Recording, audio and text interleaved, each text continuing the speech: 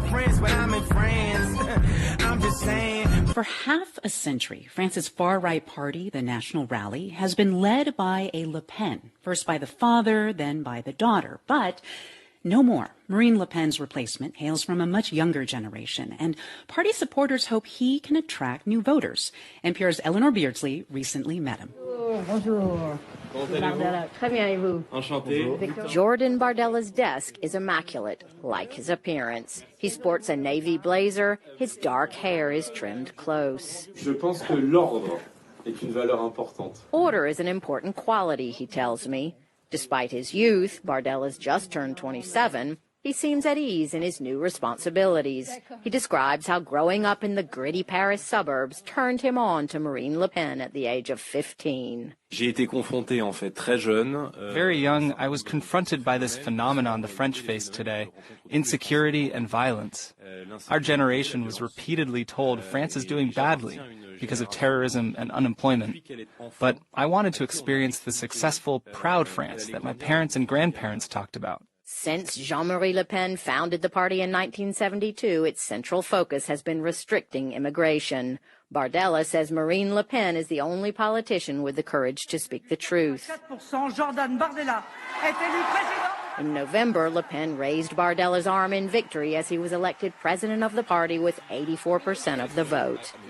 Bardella may not have a college degree, but he's a natural orator armed with keen political smarts. And a regular on TV since becoming party spokesman in 2017. It doesn't hurt that he's also in a relationship with Marine Le Pen's niece. Ironically, this son of an Italian immigrant mother feels particularly well-placed to defend his party's anti-immigration platform. Qu'on appelle en France l'assimilation.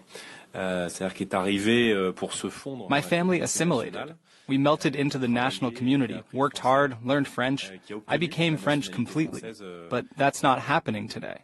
French far-right specialist at Stanford, Cécile Aldry, says Bardella uses his personal narrative to support his party's ideology. So he can narrate this storyline of, I am myself a son of immigrant, but there are different kinds of immigration. And a Christian one integrates smoothly within a generation, while immigrants from Muslim countries do not. Et nous sommes très loin des caricatures qui pouvaient être... Over the last decade, Marine Le Pen has methodically worked to mainstream her party and make it more inclusive. She's broken from her father's extremist positions and embraced an economic platform that helps the working class. She even changed the party's name from the National Front to the National Rally. The strategy has worked. Le Pen has made it twice to the presidential runoff, and in parliamentary elections last June, her party went from 6 to 89 seats, making it the biggest unified opposition to President Emmanuel Macron. I think Marine Le Pen made a very wise move. That's political scientist Jean-Yves Camus. He says Le Pen isn't leaving politics, just the daily grind of running her party, which lets her focus on honing her national image. If you want to become president, you have to stand above the political parties and really be able to be the candidate of people from every walk of life, from the left and the right. Bardella says his main goal is to support Le Pen by building on the party's grassroots strength in future municipal and EU parliament elections, where he holds a seat. He says Europe is changing and cites the election of Italy's new far-right prime minister. The Europe of yesterday is not the Europe of today. We have Miss Meloni of Italy, the Polish government, Hungary under Viktor Orban, and Marine Le Pen, who all want to change the EU and give the power back to the people. Analysts say Le Pen, with Bardella at her side, is laser-focused on the presidential election in 2027. But this time she wouldn't face Macron again. Term limits will prohibit him from running. Eleanor Beardsley, NPR News, Paris. Why two? Because it's the same song. It's the same song. Same old song, y'all. Same song. Shout out, check out, shout out. Shout out, stop. It's just the same old song.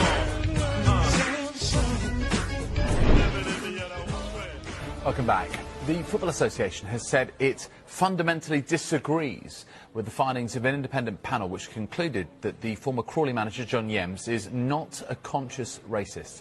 The FA, which appointed the panel, is now actively considering its legal options amid widespread outcry over the decision. The conclusion was reached despite the panel stating Yems' words were offensive, racist and Islamophobic. Let's speak to our senior reporter, Rob Dorset, on this story. Good evening to you, Rob. So could you first of all just clarify the FA's position?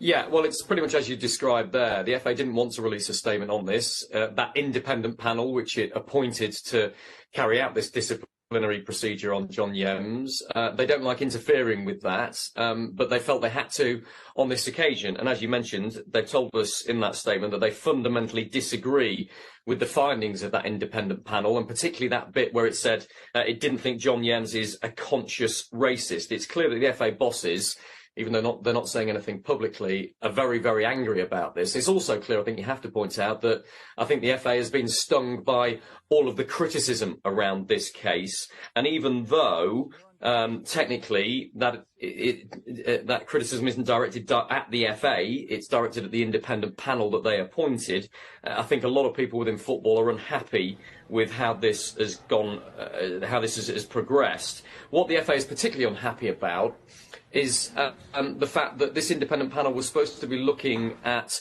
whether John Yems used discriminatory language. It wasn't supposed to be assessing whether John Yems himself is racist. And so the FA bosses, as I understand it, feel that the panel's gone beyond its scope in saying that they don't think Yems is a conscious racist. The FA charged Yems with 16 offences. They wanted a 2-year ban. The panel has come up with an 18-month ban from all involvement in football for John Yems. And I'm going to read to you now some of the comments that John Yems made. And we need to warn you that a lot of these comments are overtly racist and offensive. And so we apologise for those in advance. In fact, bear with me 1 second. I'm just going to turn my light off that's flashing at you. I do apologise about that. That's not good timing, is it? Especially when we've got such serious subject matter to talk about. So again, a warning that what I'm about to say could be deemed by an awful lot of people in football and in society generally as offensive. John Yems called Crawley's black players Zulu warriors. He described Muslim members of the squad as terrorists. He deliberately mispronounced the second half of Arnold Schwarzenegger's name. He used a racial stereotype to a black player of African origin, asking him if he liked jerk chicken. Again, apologies for anybody that is offended by this, but the list goes on. He told Muslim players, "Your people blow up stuff with vests." He said that an Iraqi youth international at the club would probably blow up the stadium, is what he said. He repeatedly made comments about another player carrying a bomb in his bag. He called one player a curry muncher. He made a remark to one player about how dark his skin is after he returned from representing Grenada. So a very long list, which this independent panel did say was overtly racist, offensive and Islamophobic. But the FA have an issue with the fact that the panel said they don't believe John Yems is consciously racist himself. So what will the FA do next? And also, Rob, you've spoken to Yems himself. What did he tell you? Well, that's a good question, what the FA do next. They are able to appeal against their own independent panel's decision, which they have done in the past. And I've been told, and they said in their statement, they are actively considering their legal options here. So that may well yet happen. I think we should point out that the 18-month ban from football that Yems has received is, as we believe it, the stiffest penalty ever handed out for discriminatory language used in football. So we wait to see what the FA does next. That panel that they appointed, by the way, was a diverse panel. It had former footballer Tony Agana on it, experienced lawyer Robert Engelhardt KC, so a hugely renowned and experienced legal representative there, and the Wolves Club secretary Matt Wild. And Eunice Lunat pointed out to us on Sky Sports News earlier on, a former chair of equality and race within the FA board.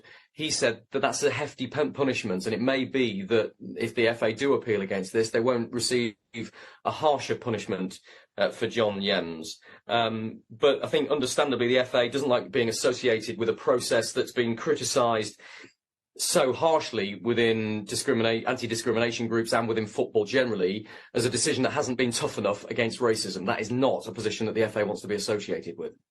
A terrible thing to waste. Environmental racism and its assault on the American mind. New research is raising important questions about the effect of air pollution, not only on our lungs, but on our brains. It's what one study called an urgent public health concern. The issue, how much and to what extent are airborne contaminants linked to neurological diseases like Alzheimer's? Jeffrey Brown has more. Research in this area has been building for years, with many links now seen, but much still uncertain. Dr. Deborah Corey-Slechter focuses her studies on environmental health and the brain at the University of Rochester Medical Center, and she joins us now. Thanks for being with us. You know, you and others see a growing public health issue here. Explain the concern. I mean, how does air pollution impact the brain and possibly lead to neurological disease? Well, we've known that air pollution has effects on the heart and the lung for a very long time, but it's really only been in about the past 10 years that attention has been directed to its effects on the brain.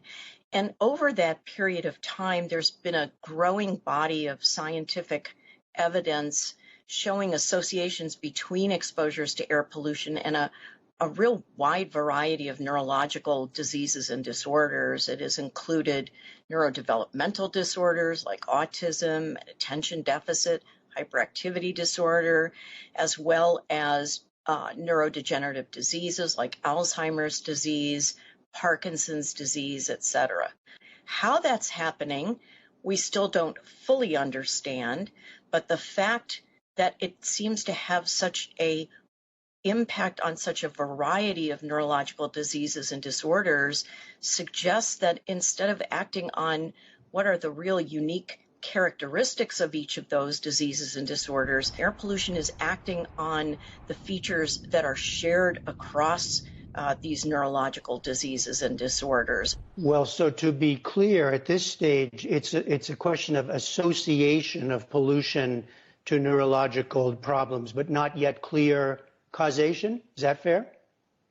I think there is a growing body of experimental data linking or directly showing causal relationships. Air pollution is a very complicated exposure. It's really a mixture of gases and particles, and those particles carry other toxins on them, metals and organics that get into the brain. And so what we really don't understand, one of the things we don't understand is what are the contaminants that are getting into the brain via those air pollution particles that are responsible for these neurological diseases and disorders.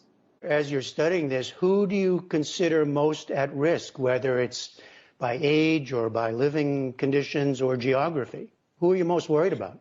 Well, I think we don't fully have the answers to that yet. So one of the things we don't yet understand with respect to, for example, neurodevelopmental disorders is what is the period of greatest vulnerability? Is it preconception, or is it in utero, first, second, third trimester, early brain development? We don't know the answers. And with respect to neurodegenerative diseases, one has to remember that this is actually a lifetime exposure. Are neurodegenerative diseases being caused by a cumulative exposure over the lifetime, or is it exposures that are occurring later as maybe the blood-brain barrier begins to break down, gets a little bit leaky? We don't have answers to those questions as of yet. We really need to understand what the contaminants are that are in air pollution that are causing these, because then we could go and basically set regulatory policies that might assist in preventing those exposures. Are there things you do advise to individuals in terms of behavior or care in this regard? Well, I don't know that there's much an individual can do. This is really going to be at a national level. We do regulate right now levels of air pollution with specifically what we call PM 2.5 and PM 10. Those are particle sizes. But we know that it's actually the smallest particle size, the ultrafine particles, the nanoparticles, that are the most problematic. They are what carry those toxicants into the body. And we don't regulate those right now. We don't have a system in place to fully assess the data of those kinds of exposures. And so a lot more effort is going to be needed to address this ultrafine particle component. Deborah Corey-Slechta, thank you very much. Thank you. LA, big city of dreams, but everything in LA ain't always what it seems. You might get fooled if you come from out of town. A history-making settlement addresses a small piece of the racism that has afflicted the home financing system in this country for generations. The Justice Department is ordering City National Bank to pay $31 million over accusations of redlining in Los Angeles. DOJ says the bank avoided underwriting mortgages in LA's majority Black and Latino neighborhoods between 2017 and 2020. Now, here to talk about what this settlement means for LA County is Mark Alston from the National Association of Real Estate Brokers, which advocates for Black real estate professionals and communities. Welcome. Thank you. It's good to be here. Good to have you. Okay, so Mark, when you first heard about this settlement, I'm just curious, what went through your mind? It was a surprise to me. 31 million sounds like a lot individually, but for the county of LA, 10 million people, it's a low number. Well, I was just going to ask you about the number because this has been touted as the largest settlement ever between the federal government and a bank over redlining.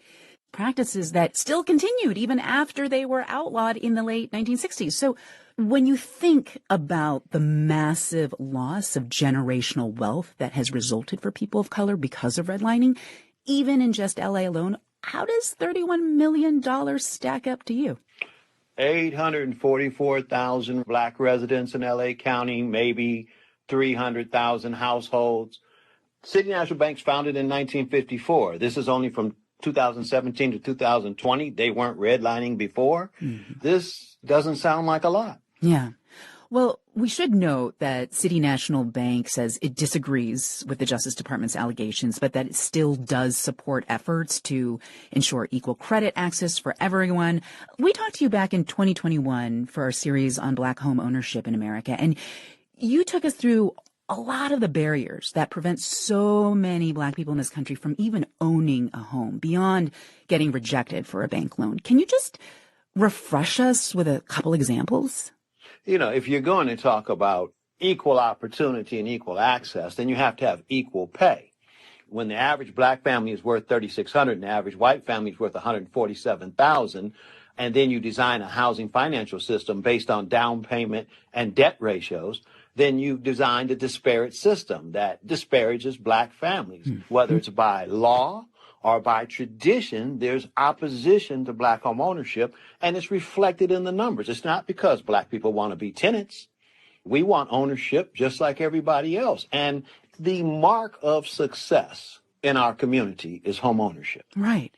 A lot of this money is going to go to a loan subsidy fund, with a small amount going to advertising and financial education in the communities that were impacted by this bank's practices. Now, if you could decide where this settlement money is going, this $31 million, I'm just curious, Mark, where would you put that money? Well, easy for me, down payment and closing cost assistance, as well as interest rate buy down.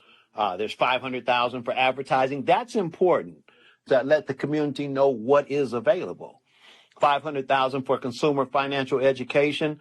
It depends how it's set up. Our ancestors bought property, signed the deed with an X, paid it off, and passed it down. Financial literacy is important, but intent and priority is even more important. Do you expect more lawsuits like this, even bigger settlements to come? Let's not even talk about lawsuits. Let's talk about changed behavior. Mm-hmm. If they make it a problem to conduct these actions, then hopefully the lawsuits will continue, but the behavior will outpace the lawsuits.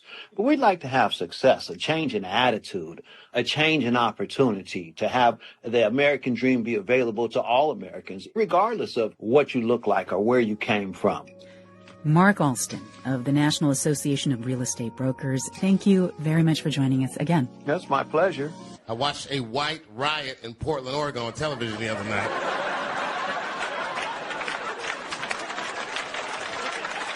A group of Black citizens in Oregon says a local hospital and the city of Portland worked together decades ago to wrongfully take their family's property. Now they're seeking compensation through a federal civil lawsuit. Katie Riddle reports.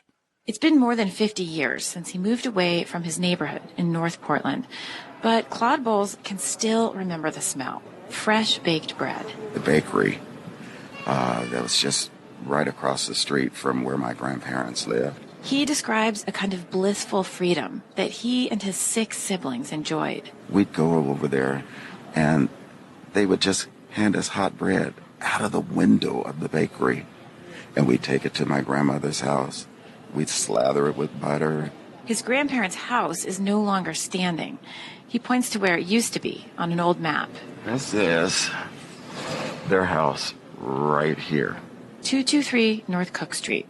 Today, Bowles' lawyers argue the house would be worth close to $500,000. Where their home stood, it's a parking lot now. And, and when I think about it, yeah, it just kind of, it does something to me. That parking lot is adjacent to Legacy Emmanuel Hospital. That's who acquired the house from his family. Bowles is one of more than 24 descendants suing the hospital and the city of Portland. Both declined to comment for this story. In a statement, they said they're reviewing the case. I remember the anguish of my grandfather not understanding what was happening. What was happening to his grandfather, says Bowles, was that the hospital was intimidating him, forcing him to give up his house. The family had moved from Alabama to Oregon. His grandfather found work there in a foundry. The house was 3,000 square feet on 3 levels. It was his legacy. I remember him always telling me, hey, you have 4 sisters that, they may or may not meet a man that will treat them nicely. And if that's the case, they can always come here because I've made a way for them. And this is what I want you to do. You hang on to this house. And what do you remember about once your grandparents had to move? What was the new place like? Ooh, wow, that was very different. We ended up, spreading out into a more Caucasian kind of neighborhood where you weren't really accepted. A very functioning, close-knit neighborhood that's supporting its people is an extremely precious and all too rare thing. Mindy Fullilove studies urban policy and health at the New School in New York. She's researched something called the Federal Urban Renewal Program from 1949 to 1973. There were thousands of these kinds of projects. Many city governments argued these neighborhoods were blighted. In the end, Fullilove says, roughly 1 million people were pushed out of their homes, 2/3 people of color. And so to have that snatched away from you without your consent, this is a very brutal thing. And many people are suffering to one degree or another decades later. Urban renewal policies were undoubtedly racist, says Fullilove, but they were legal. This case in Portland accuses the city and the hospital of violating the law even then. The suit claims they conspired, bullied, and coerced Black people into selling their homes without fair compensation. Then, the plaintiffs claim, the hospital itself would create blight by neglecting the empty houses. This is my grandmother. Juanita Biggs is another plaintiff. She's holding a picture. And we call her Big Mama. And I love you, Big Mama. Biggs stands with the help of her walker by a freeway on-ramp. She points to a passerby. The house would have been where he's walking. That's where her house was. About 50 feet, maybe. Yeah, and this area here was the house where another family stayed. Biggs is almost 82 now. She was a young woman when her family was forced to move. You see your grandparents, and you're there with them playing checkers and everything, and talking about good old times and stuff. And then everybody's happy. And then all of a sudden, everybody's sad. Juanita Biggs says coming to this neighborhood makes her sad. For her family, for Big Mama, and everything taken from them. For NPR News, I'm Katie Riddle in Portland, Oregon. As your body grows bigger, your mind must flower. It's great to learn, 'cause knowledge is power. It's Schoolhouse Rockin', a chip on the block, on your favorite Schoolhouse Rock. Tonight, the parents suing the Effingham County School District are speaking out about the case. It's a story you'll see only on WJCL 22 News. Olivia Wiles sat down with the mothers who decided to take action after what they believe is a pattern of generational racism in the schools. I got fed up and I filed a lawsuit. It was a quiet afternoon at Veterans Park in Effingham County, preferring not to meet near the school or at her home. That's where I sat down with Lakeisha Hamilton, one of the women suing the district. Black Lives Matter attire is not even the most significant part of our case, and I don't want it to be diluted. I want people to understand that we are just trying to get fairness and equal treatment and protection for all children at Effingham County Schools. Hamilton is the mother of a 16-year-old at Effingham High School. She says she took action after she felt concerns over racial slurs being written in his baseball locker room around Thanksgiving were not being heard. To print out and to state that you hate the N-word, that to me is nothing short of a hate crime. Toretta McCrae, a mother of 3 in the district, says the problem started long before that, pointing to 2 incidents of her own, like one at the STEM Academy. They reenacted George and Floyd's death and laughed about it. She was the only black girl in there. She ran out crying. The other involved her 11-year-old. We couldn't find the colorful one, so we put a Black Lives Matter mask inside out, only because I knew what the repercussions were. So we put it inside out. You couldn't tell what it was. It was just white. Teacher walked up to her, said, "Can I see the inside of your mask?" These are just a handful of incidents cited in the 12-page document among Confederate memorabilia on school property. Here are photos McCrae sent me. And while this is just the start of a long road ahead, she says the 2 are ready. This is not a hearsay type of case. We actually have physical proof. Reporting in Effingham County, Olivia Weil, WJCL 22 News. The parents say this happened around Thanksgiving. The superintendent of Effingham County Schools sent us a statement. It reads in part, neither the school district nor other named defendants have been served with the lawsuit at this time. Over immaculate beats to capture the beast. My verses touch the youth like Catholic priests. There's a new report on abuse that took place for years in Catholic churches in Kansas. It's just the latest revelation in a series of investigations across the nation, spurred by the Boston Globe's reporting 2 decades ago that exposed widespread sexual abuse by priests in the Catholic Church there. We have Celia Yopes-Jepson of the Kansas News Service here with us now. Thank you for being with us. Glad to be here. So this is a report by the Kansas Bureau of Investigation after an investigation that took 4 years. How did that probe come about and what were the findings? Well, the Catholic Church in Kansas has published the names of priests before where there are substantiated cases of abuse. But the Archbishop of Kansas City and Kansas, Joseph Naumann, asked for the Kansas Bureau of Investigation to help after a law firm reviewed church files and found 15 clergy who they felt needed further investigation. Now, in a 25-page summary, the KBI says it looked through thousands of documents, talked to nearly 140 victims, and found 188 clergy suspected of various criminal acts, rape, taking indecent liberties with a child. And the report says that the Catholic Church protected these individuals for decades. Many priests would simply be transferred to another church. And that was the sort of thing that we've seen all over the country, including Boston and other places. This was a massive investigation that looked at 5 decades worth of records. So have there been any charges? No. Investigators talked to victims, witnesses, and suspects in 15 states. The KBI then forwarded 30 cases to prosecutors, but those attorneys said in every instance that the cases were too old to be prosecuted under Kansas law. In addition, some of the suspected perpetrators are dead. Some of the victims are dead. The KBI faced other difficulties too, as some of the priests refused to talk to investigators. Some of the victims wouldn't talk because they had signed non-disclosure agreements as part of settlements with the Catholic Church. A lot of the abuse that the KBI investigated happened decades ago. Is this a changed Catholic Church today? Have there been meaningful reforms? Well, in 2020, the Pope required every diocese to set up a system for reporting sexual abuse. But that's within the church, not to law enforcement. Now, according to the Kansas report, the church's data shows a drop over the years in substantiated abuse cases. The KBI says that the Catholic Church has become more willing to collaborate with these types of investigations, too. And the Archbishop of Kansas City issued an apology to the victims. He said, quote, "You cannot read this report without your heart breaking." Are survivor groups satisfied now that this report is out?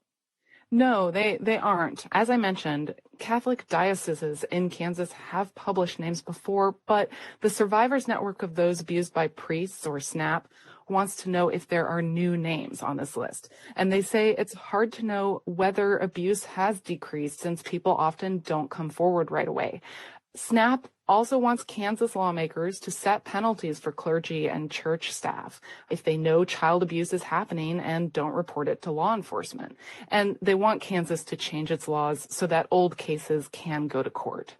That's Celia Yopes-Jepson of the Kansas News Service. Thank you so much for joining us. You're welcome.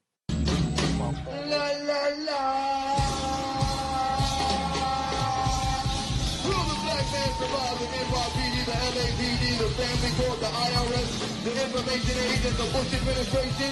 Stay tuned as this exciting new Black Man adventure unfolds right here next week. Same Black time, same Black channel.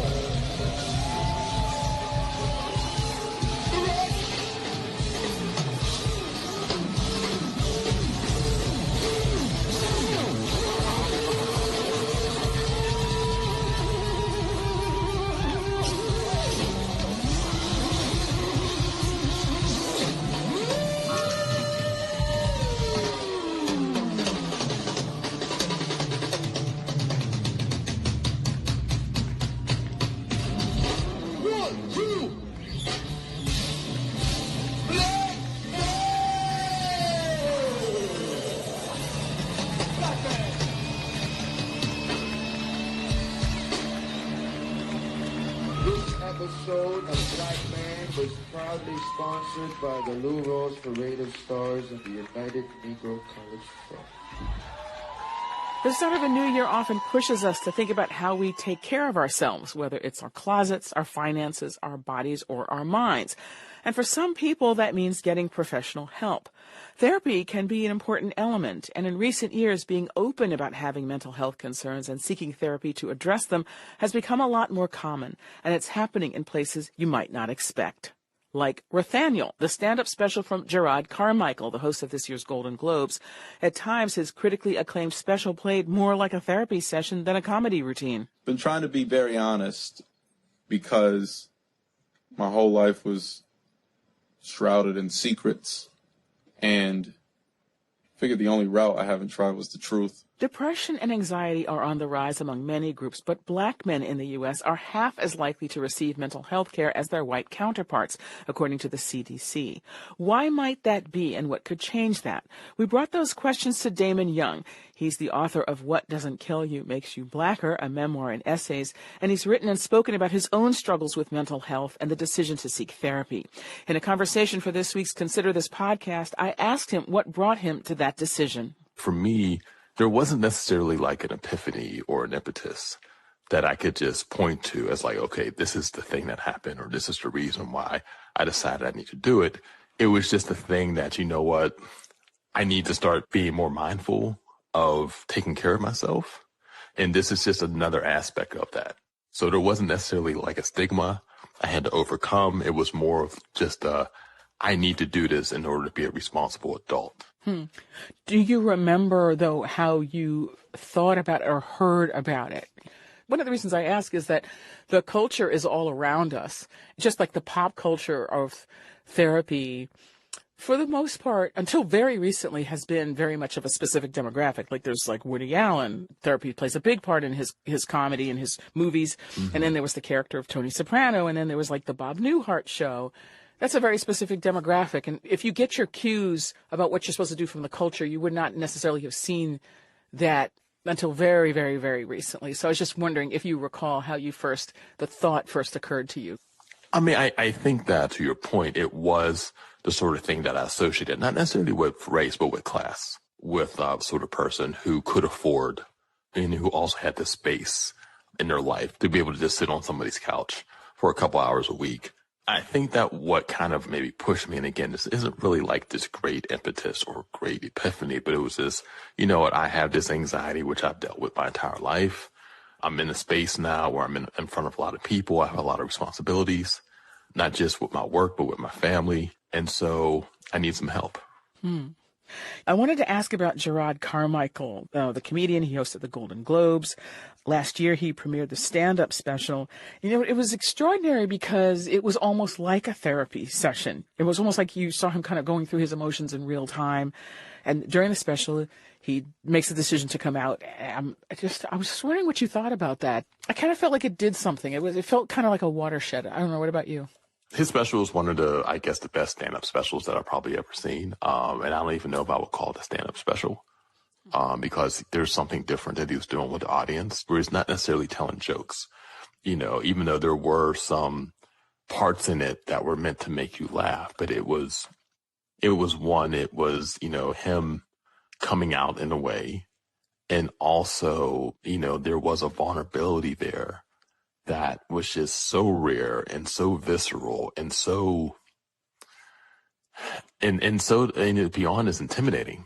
Because, you know, I attempt to be vulnerable in my work.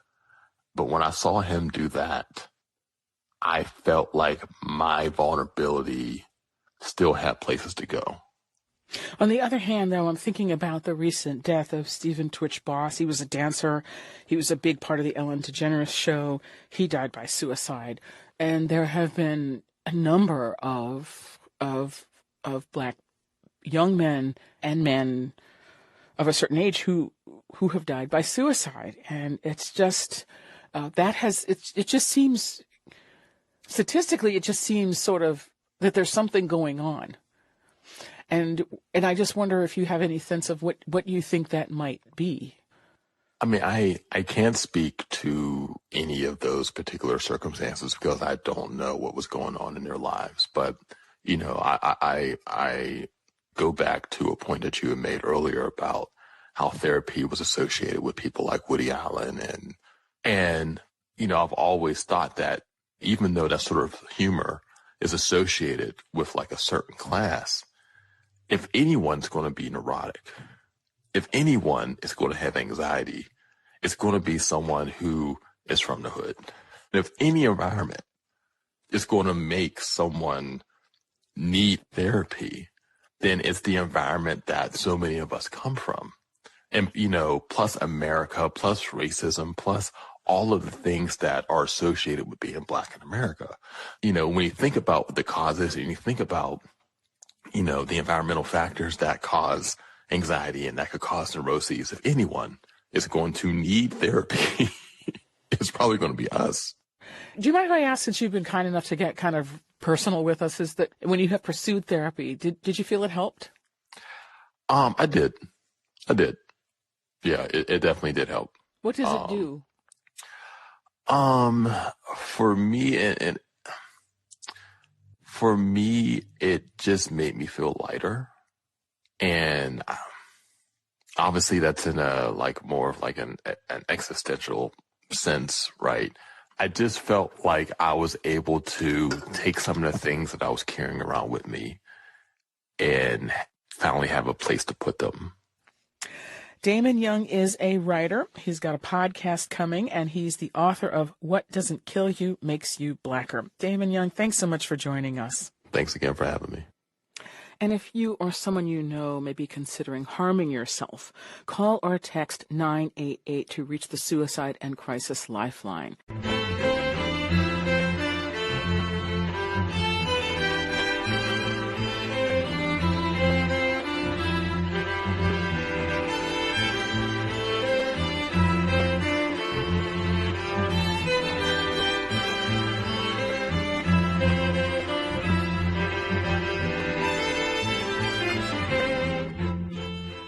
Over the weekend in Venice, mourners gathered for a candlelight and flower vigil for a 31-year-old man named Keenan Anderson.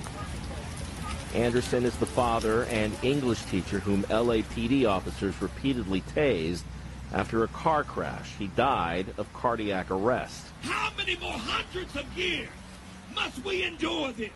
God, this young man did all the right things. He went to college, and then he decided to use his education to give back to our people. to young people. And he's killed in this manner. Now, the LAPD has this program called SMART. It stands for System-Wide Mental Assessment Response Team. It's designed to send out mental health professionals to help navigate and de-escalate encounters with people suffering certain crises. In all three of those interactions with police, no such team was ever called in. Well, with us to talk about it is Ben Adam Clymer, the creator of Crisis. That's an organization that consults and trains local governments in the area of crisis intervention and trauma-informed care. Hi, Ben. Hello. And Paula Miner is a member of Black Lives Matter Los Angeles and team leader of police accountability there. Paula, welcome to you. Thank you so much for having me.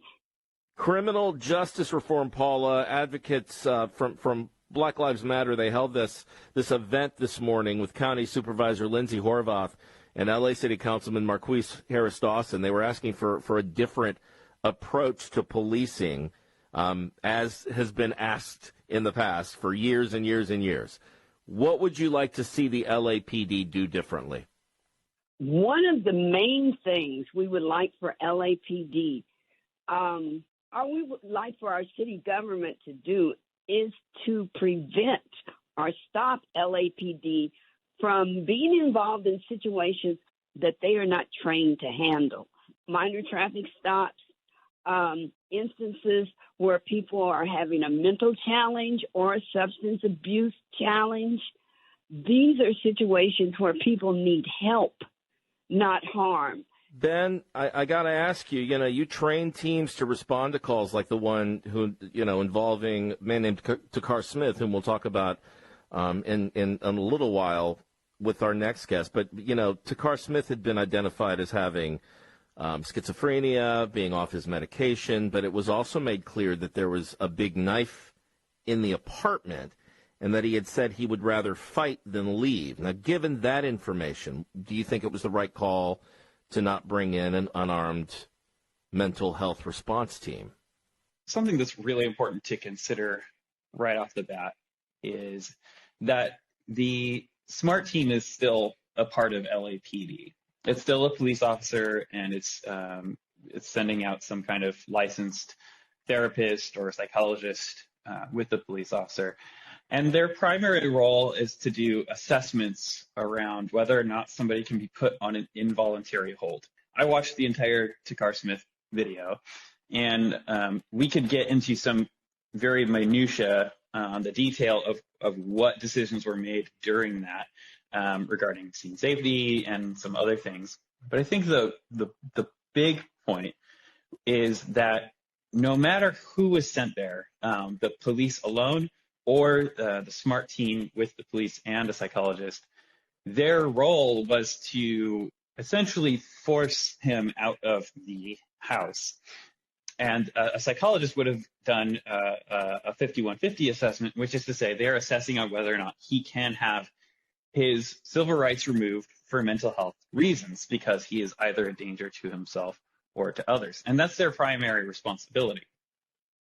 The teams that I work on, the teams that I help set up, we are not focused or centered on doing 5150 assessments. Rather, we're centered on de-escalating somebody, helping them calm down, helping them come out of those escalated states due to either trauma or some kind of mental health issue, and help them think about things in a more clear and level-headed way. I have been in situations very similar to the Takar Smith situation, although I can't ever say it's exactly the same. And the goal is to talk to that person, help them de-escalate, and then clearly understand, hey, there's a restraining order against you. This is not a place where you can stay. This is a stressful situation, and help them find the resources that they need in order to find another place to sleep, another place to be at. Let's just, for example, explore what happens if the SMART team had been sent to that call. If they had deemed him eligible to be put on a hold for 5150, the next step would then be, again, to remove him physically from that scene. If they determined he needed to go with an ambulance, now we've got ambulance workers who are out there trying to remove him, which probably would not have gone well. So the police would have been involved again. And if they determined that he's not eligible to be put on a 5150 hold, now he still has a restraining order against him. He still is going to be removed physically. In neither of those scenarios is there a concerted effort to mediate the conflict that's going on between him and his estranged wife, and work toward a more peaceable solution to the situation. And I think that's really where we need to focus our efforts on creating new systems that are unarmed, that are focused on that peaceable solution and not on the restrictive solution. I think a lot of folks, Paula, are frustrated by this continuing disparity of deaths in these calls, which lean obviously heavily toward people of color. How do you speak to that? We talk about this over and over and over again, and it doesn't feel like it's getting better. It does not.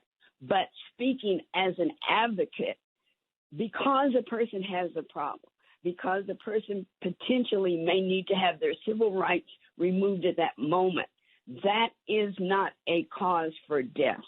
When you talk to LAPD, when they review their own statistics about the number of citizens that they've killed in the past few years, a significant number have been individuals who've been in a crisis. But having a bad day, suffering anxiety, is not a reason to be killed. Is this an issue, Paula, of insufficient training, do you think? Is this an issue of insufficient training for officers who handle these situations? Or do the procedure, obviously you're advocating for procedures to be changed, but how do you change them? How do you get those officers more training? Yeah. So it's a combination of a number of factors: lack of accountability, no emphasis on de-escalation, possibly not following their own training rules, and most of all, having the wrong people present in many of those situations. We have the statements from our chief of police, we have statements from others. It is always the one who has been harmed. It is always their fault. We did the best we can. The best we can do is to kill them. Adam, if Paula says the wrong people showed up, who are the right people? How do you get the right people to these calls? Yeah, I think that you made a good question as well around, is it just training or is it the system? And picking the right people means having the right system. I was talking to a friend about this situation the other day, and they said to me, if you take away somebody's flight, you're going to get their fight, referring to the fight or flight response. And I think that having a system that's designed to support people that doesn't remove their ability to have their flight so that we don't get their fight is really critical. Ben Adam Clymer, who consults and trains local governments in the area of crisis intervention and trauma-informed care. Paula Miner, member of Black Lives Matter Los Angeles, and the team leader for police accountability. Thanks to you both for coming on and talking with us. We appreciate it. Thank you. I really appreciate it. Thank you for having me on and raising this important topic. Billie Holiday, I sing your blues.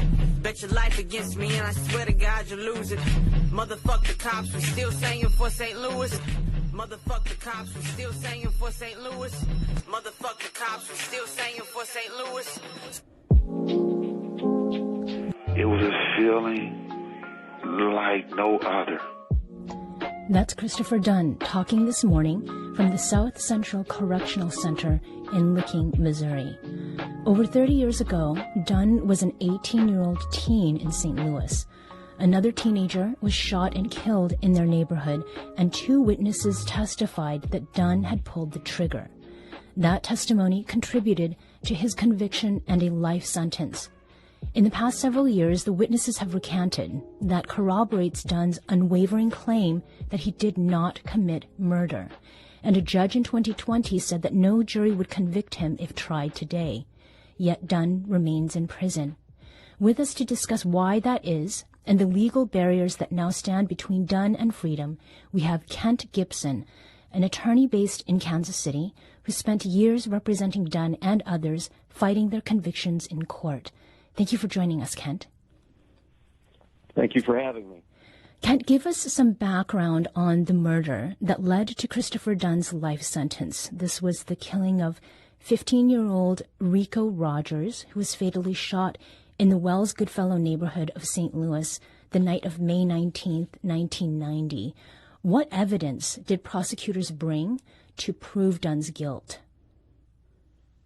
Well, the background of the case was these several young men, all of whom I think were still teenagers, were sitting on a porch late at night, and some shots rang out from an alley, and everybody scattered, but the one young man, Rico Rogers, was fatally shot. And then the police arrived, and two of the young guys on the porch subsequently said they could identify Chris Dunn as the shooter, and that was all they had. There was no physical evidence, and that was it. I think one of them was 14 at the time, or 15, and the other one was 12 or 13. Yes. So that's, in essence, what the evidence was. So it was two young boys' identification of someone, and for something that occurred at nighttime, as you've noted. And we've also noted that the key evidence against Christopher Dunn has basically fallen apart in the past few years, and much of that has to do with those two witnesses at the trial in 91. And as you said, one was 12 years old and the other was 14. Both have recanted their testimonies. How did that affect this case? Well, I mean, obviously when you have a case that's fairly tenuous to begin with, and the only evidence is discredited, you have a very strong case that you're innocent. And there's a 20-year-old Missouri Supreme Court case that held that if you have clear and convincing evidence of innocence, you can obtain a new trial by way of filing a state habeas corpus petition, even after you've exhausted your normal appeals, which he had long since done. So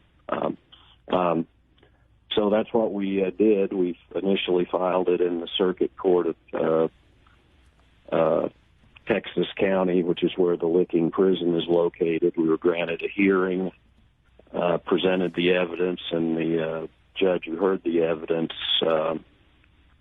found that in his view we met the test for showing that he was innocent, but he couldn't do anything about it because there was a decision in a case called Lincoln from the Court of Appeals in Kansas City that said that the Amrine decision, which was the case I was alluding to, was a death penalty case, and that you could only receive a new trial by showing you're innocent only if you're on death row. Since Chris didn't get the death penalty, he was out of luck.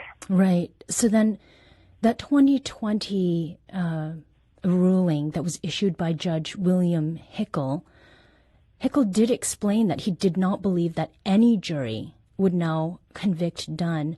And you've just talked about the death penalty, and this is in no way meant to make light of Christopher Dunn's situation. But given that context and the current challenges, I mean, might Christopher be better off had he been sentenced to death? Would that make his case somehow better or stronger? Well, I mean, if he'd have gotten the death penalty, he would have probably been executed before this evidence came to light. So I don't know if I can assess that. But if this would have come to light before he was executed, I think the result would have been different. I think, but on the other hand, if he'd have been on death row, he wouldn't have gotten a hearing in the circuit court because you've got to file all death penalty cases where you file a state habeas directly in the Supreme Court. So So there's a lot of wild cards there that I can't. But if he would have been under a sentence of death and still alive when we had our hearing in front of Hickel, which wouldn't have happened because he wouldn't have been given a hearing, it would have. It's a perverse thing, but he would have been executed probably before this evidence ever came to light. Right, before the recanting of that testimony. Is it odd or even anomalous that Missouri law takes such a stance on the concept and definition of innocence? I don't think I don't know of any other state or any that says. I mean, it's obviously, I guess, not worse to be executed if you're innocent than just to be imprisoned. Although a strong argument could be made, and I've actually had clients who tell me they'd rather be executed than spend the rest of their life in prison and do life without parole. But in any event, it's a manifest injustice if anybody does a week in jail if they're innocent. Sure. And that's sort of the language they used in the Amrine decision, that it's a manifest injustice to keep someone in prison if there's clear and convincing evidence that they're innocent. So basically injustice that you're seeing in flesh, in human experience. Now, while evidence for Dunn's freedom is new, the fight is not. And we're also joined today by Kira Dunn, the wife of Christopher Dunn, who has spent more than 2 decades advocating for her now husband's release. Kira, welcome to the show. Hello, Elaine. Thank you so much for having me. Now, you first became interested in Christopher's case in 1999 while writing about it for a criminal justice reform website. Now, what was it that first drew you to this case? Well, at the beginning, to be fair, I was assigned to the case. But what made it different than other cases I wrote about was how compelling the difference between the witnesses' police testimony versus what they said in court. The police interviews, of course, that were transcribed and did not align at all with what the witnesses said, but by the time they got to court, by then their stories miraculously matched. That was my first clue. And from there, I learned more about the case, spoke with Chris's prior attorneys, and I was convinced pretty early on that he was definitely innocent. Was there anything else that contributed to your conviction that he had not done the crime he was convicted of? Well, Chris is the person who will tell you the truth, good, bad, or ugly. And I saw that early on. I also saw that his case wasn't dissimilar to other cases I'd seen where there was sort of a rush to judgment when it came to getting a suspect and running them through the system. I mean, Chris was convicted in under 45 minutes of jury deliberation. Before he was taken before the jury, he was offered 10 years and then 20 years to plead out. And to my understanding, that's not something a prosecutor would do if they had a very strong case. Can you tell us about the search for the witnesses whose 1991, that is, testimony, led to your husband's conviction? Yes, of course. So the first witness recanted via affidavit in 2005. That was something, he had come forward on his own. Chris was so surprised when he heard that this man wanted to recant. And once that affidavit was provided, our attorney at the time said, that's great, but we really need both to get anywhere. So we really started in earnest searching for the second one. He had a very common name, and it took us 10 years. I, being based in California at the time, had spoken with an ex-police officer I worked with about the case, and he went ahead and followed up on a lead that we'd gotten from our St. Louis investigator that there might be a match in California to some relatives of the second witness. Turned out the witness had a record out here, and that coworker of mine advised me to regularly check the jail logs because he might get, caught up again. And so I started to do so. And then one Sunday morning, I'm sitting at the table having coffee, and he popped up, right birth date, right name. And I was, so excited, but I had to make sure it was the right person. So we sent our investigator down, and sure enough, it was. He said, I remember it like it was yesterday, and told us what had happened, that nobody could have really seen who did the shooting because it was so dark, and the shots just came out, and as Kent said, they scattered, they ran. We're speaking with Kara Dunn, who's the wife of Christopher Dunn, who spent more than 2 decades who has spent more than 3 decades now in prison serving a life sentence for a murder that he did not commit, as well as Kent Gibson, an attorney based in Kansas City, who has been working with Dunn for many years, as well as others who are fighting convictions in court. Kara, was it difficult to convince the 2 witnesses to recant? Oh, not at all.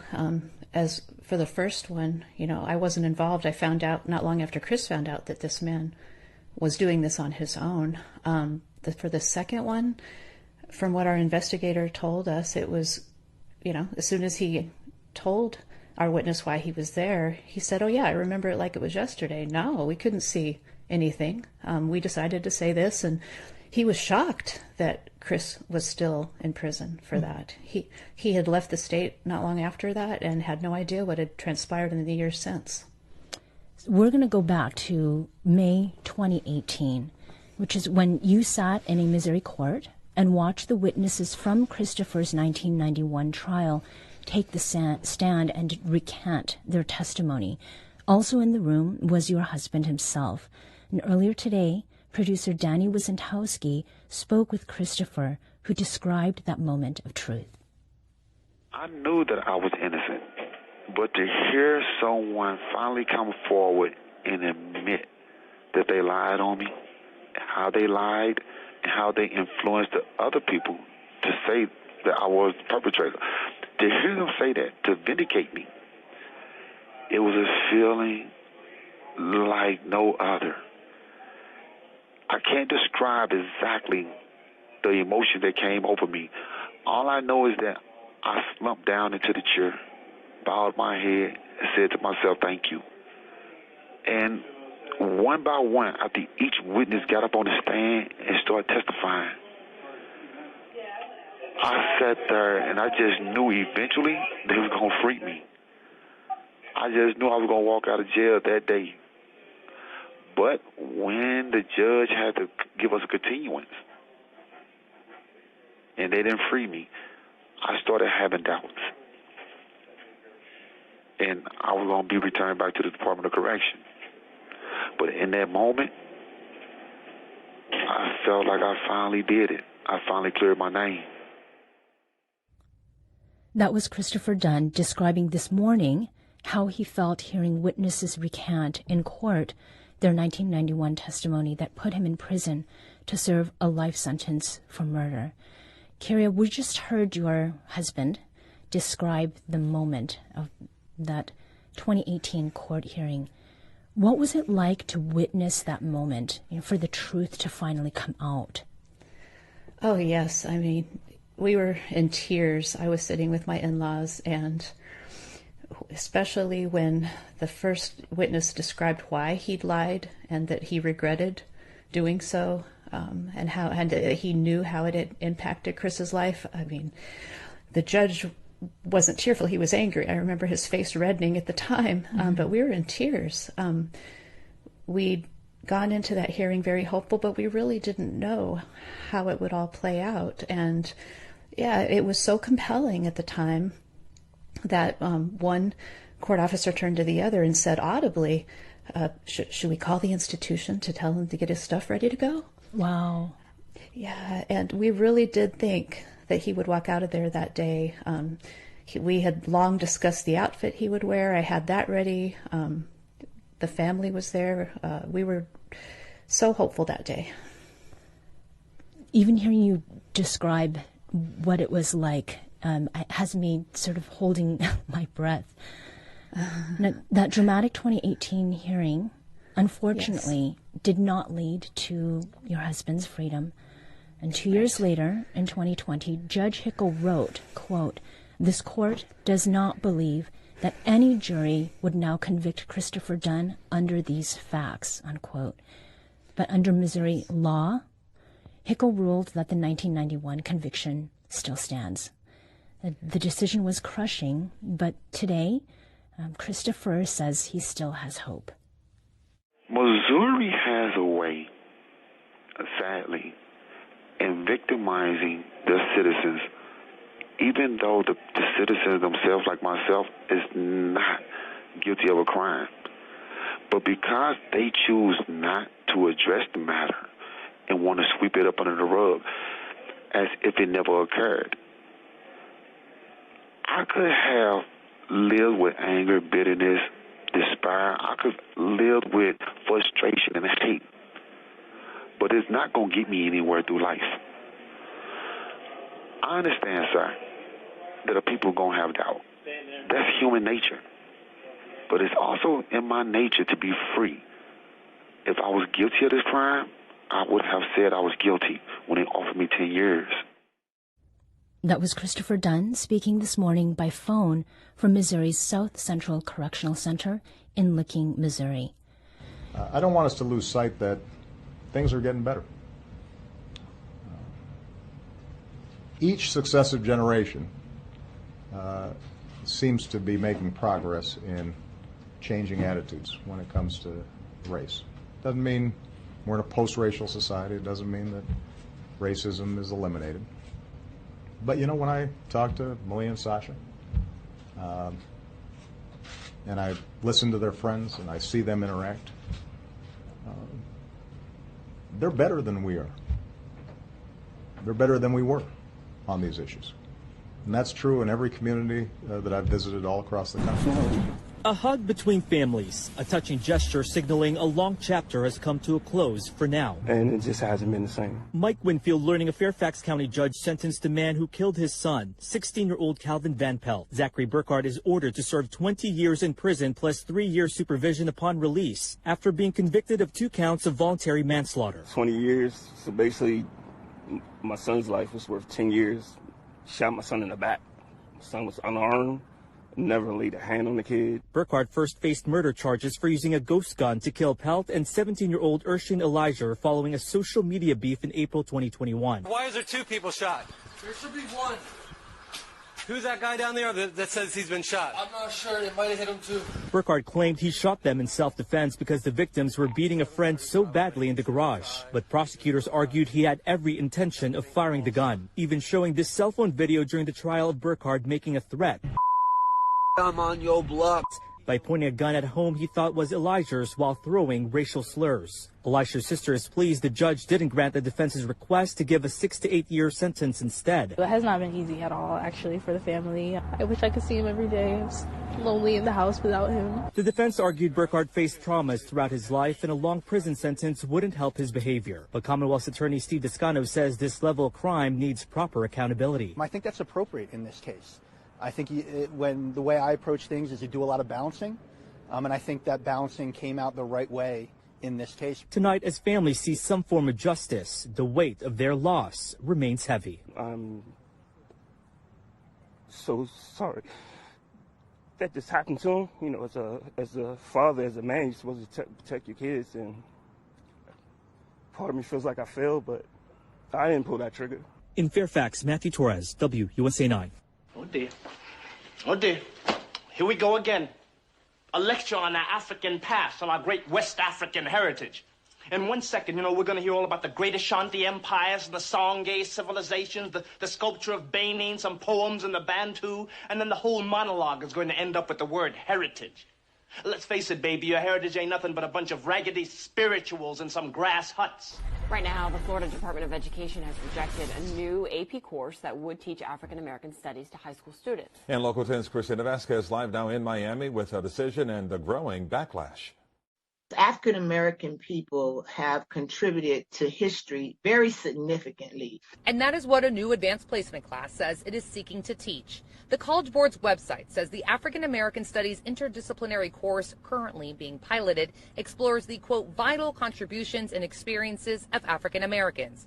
But the Florida Department of Education is rejecting the course, telling the College Board in this letter that course content is at friction with state law and, quote, significantly lacks educational value. Does not have any value. Does not have any value for who? State Senator and former Broward School Board Chair Dr. Rosalind Osgood says also worrisome the lack of information about what specific aspects of the course content underpins the decision. I don't know what the basis of this thought is. It's downright painful to people of color.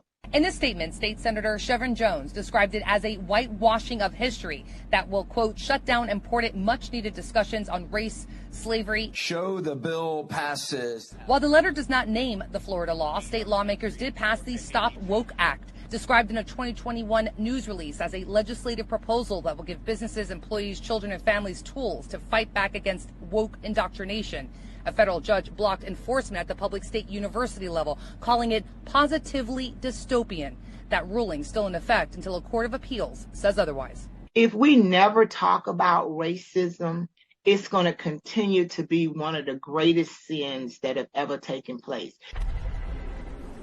Now, currently in its pilot phase, the College Board does tell me that it plans to release to the public the full framework of the curriculum once it is completed and well ahead, they said before, it's expected to be widely available to high schools across America. That is 2 academic school years from now. Reporting live for you in Miami, I'm Christina Vasquez, Local 10 News.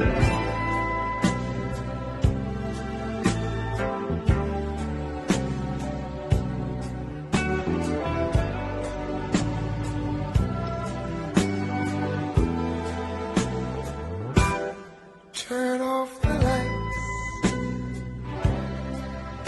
light a candle. Covering the Carolinas now, the FBI is investigating another substation attack in North Carolina.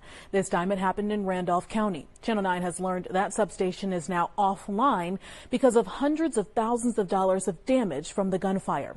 Our Dave Faraday joins us live from Randolph County with the latest on this investigation. Now, Dave, the substation is down, but you're telling us people there still have power. Yeah, Madison, they do have power in this immediate area. I was able to find out from the company that they actually were able to reroute power to this community from another substation nearby. I also talked to the FBI this morning, and they're telling me that they're looking at whether or not the shooting here in Randolph County is possibly connected to the earlier shooting over in Moore County, where tens of thousands of folks lost power last month. Take a look at some of this video that was shot this morning. When we arrived, we could see crews with Energy United begin work on repairs. The company says it responded to an alarm that notified personnel of an equipment issue at the Pleasant Hill substation early Tuesday. While it was still dark, crews were dispatched to assess the situation, discovered damage to the substation transformer from an apparent gunshot. This morning, we could see from the roadway what appeared to be damage from that gunfire. The company says it has reviewed and increased security at its substation since last month. At this point, we don't know if the shooting was intentional, but we did talk with folks from Energy United about their concerns. Just want to make sure people understand this is dangerous. You're creating a hazard. Obviously, there are people out in the community whose lives depend upon electricity. They have, health support equipment, medical equipment that depends on electricity. And if you look behind me, you can still see those crews out here. More than a half dozen folks working to make repairs here. I'm told they're going to be out here for the next couple of days. Again, the damage assessment in the hundreds of thousands of dollars. Reporting live from Randolph County, I'm Dave Faraday, Channel 9 Eyewitness News. All right, Dave, thanks. The FBI, they're still investigating an attack on those 2 substations in Moore County. Back in December, police say someone intentionally shot into substations there. More than 45,000 people lost power, and it took a week to get it all turned back on. But there are still no arrests in that case. Now, I've been investigating power grid security since that Moore County attack and how energy companies really aren't doing enough to keep your power safe. Tonight on Eyewitness News starting at 5, I'm going to dive into why grid attacks are at a decades-high peak right now and why grid experts say that it's way too easy for these bad black characters to plan their attacks. Breaking now at 7 o'clock, the FBI and Moore County have filed search warrants related to an attack on the county's power grid. We've learned authorities want to get their hands on cell tower data. It's now been 5 days since someone opened fire on 2 substations in Moore County, damaging equipment and knocking out power to thousands of residents. Electricity is mostly restored now, and a curfew was lifted this morning, but still no arrests have been made in the case. As the last bit of power was being restored to customers in Moore County, someone pulled up near another Duke Energy facility across the Carolinas and opened fire. This was at the Watery Hydro Station in Ridgeway, South Carolina, around 5:30 p.m. yesterday. This afternoon, the Kershaw County Sheriff's Office came out and said that investigators have no evidence to believe that it was an attempted attack on the facility. He cited the shell casings being found about a mile away from the station. No outages reported related to this either. Still, the FBI and SLED were called in to help investigate this, and the incident points out to authorities that they're on high alert as they continue monitoring potential attacks. We've learned of another incident at a substation last month in Jones County that impacted 12,000 electric customers there. Investigators would only call it vandalism, but they did not specify how it was vandalized. We've also uncovered back in March, someone targeted a power substation in Durham County, not impacting any customers, though.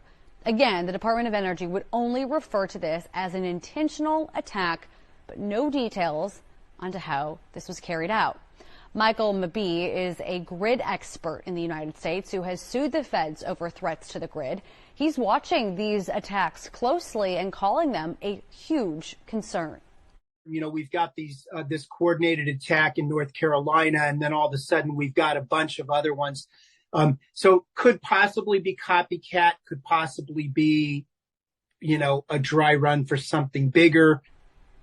A $75,000 reward is being offered for any information that leads to an arrest in the Moore County attack. He's the ultimate expression of white supremacy. Everything that he was doing, working in a chocolate factory, the whole 9 yards, cannibalism and all of that, and calm, very methodical, Aryan looking. Wasn't he with young boys too? Yeah, he was. I mean, I forgot how many bodies. Is something like 20 or something like that. Mm-hmm. Very methodical, very meticulous, went to work on time, excellent worker, working in a chocolate factory, looking at chocolate being churned all day. Been out there trying to churn chocolate at night. Frozen femurs in the freezer. Jeffrey Dahmer. For many people, the taste of chocolate is irresistible, but new research suggests it's the feel of it in our mouths that makes it so appealing. Using a synthetic tongue, academics at the University of Leeds here in England decoded the physical process that takes place when a person eats chocolate. They hope their findings could lead to the development of chocolate that has the same smooth and silky texture, but is healthier to eat. Robin Brandt has been getting his teeth into the story. You peel back the wrapper, maybe you breathe in the aroma. Then you take a bite. You get your chocolate hit. But there's more to the sensory experience. The researchers were interested in the texture of chocolate as it enters the mouth, how it's broken down into an emulsion-like state, and, crucially, if that sensation can be maintained with less fat. They think that fat has a crucial role to play, instantly releasing a film that coats the inside of the mouth as soon as chocolate hits the tongue. Using a custom-made 3D surface that mimicked the human tongue, they analysed each stage of the process. Professor Amwisha Sakar was part of the research team. We were trying to understand how chocolate works at each and every step. So once you start eating, so it licks against the tongue, then it mixes with saliva, then it melts, then it forms a bolus, and so on. So at each step, what really matters? Their conclusion was that fat deeper within the chocolate is less important for that emulsifying sensation you get after that first bite. So a layer of fat only on the exterior of your chocolate bar could suffice. The hope now is that manufacturers might be able to reduce fat content specifically inside their products, but still hang on to that feel-good hit. Robin Brandt. He was so fat. You saw how fat he was. I don't care what I brought in this house.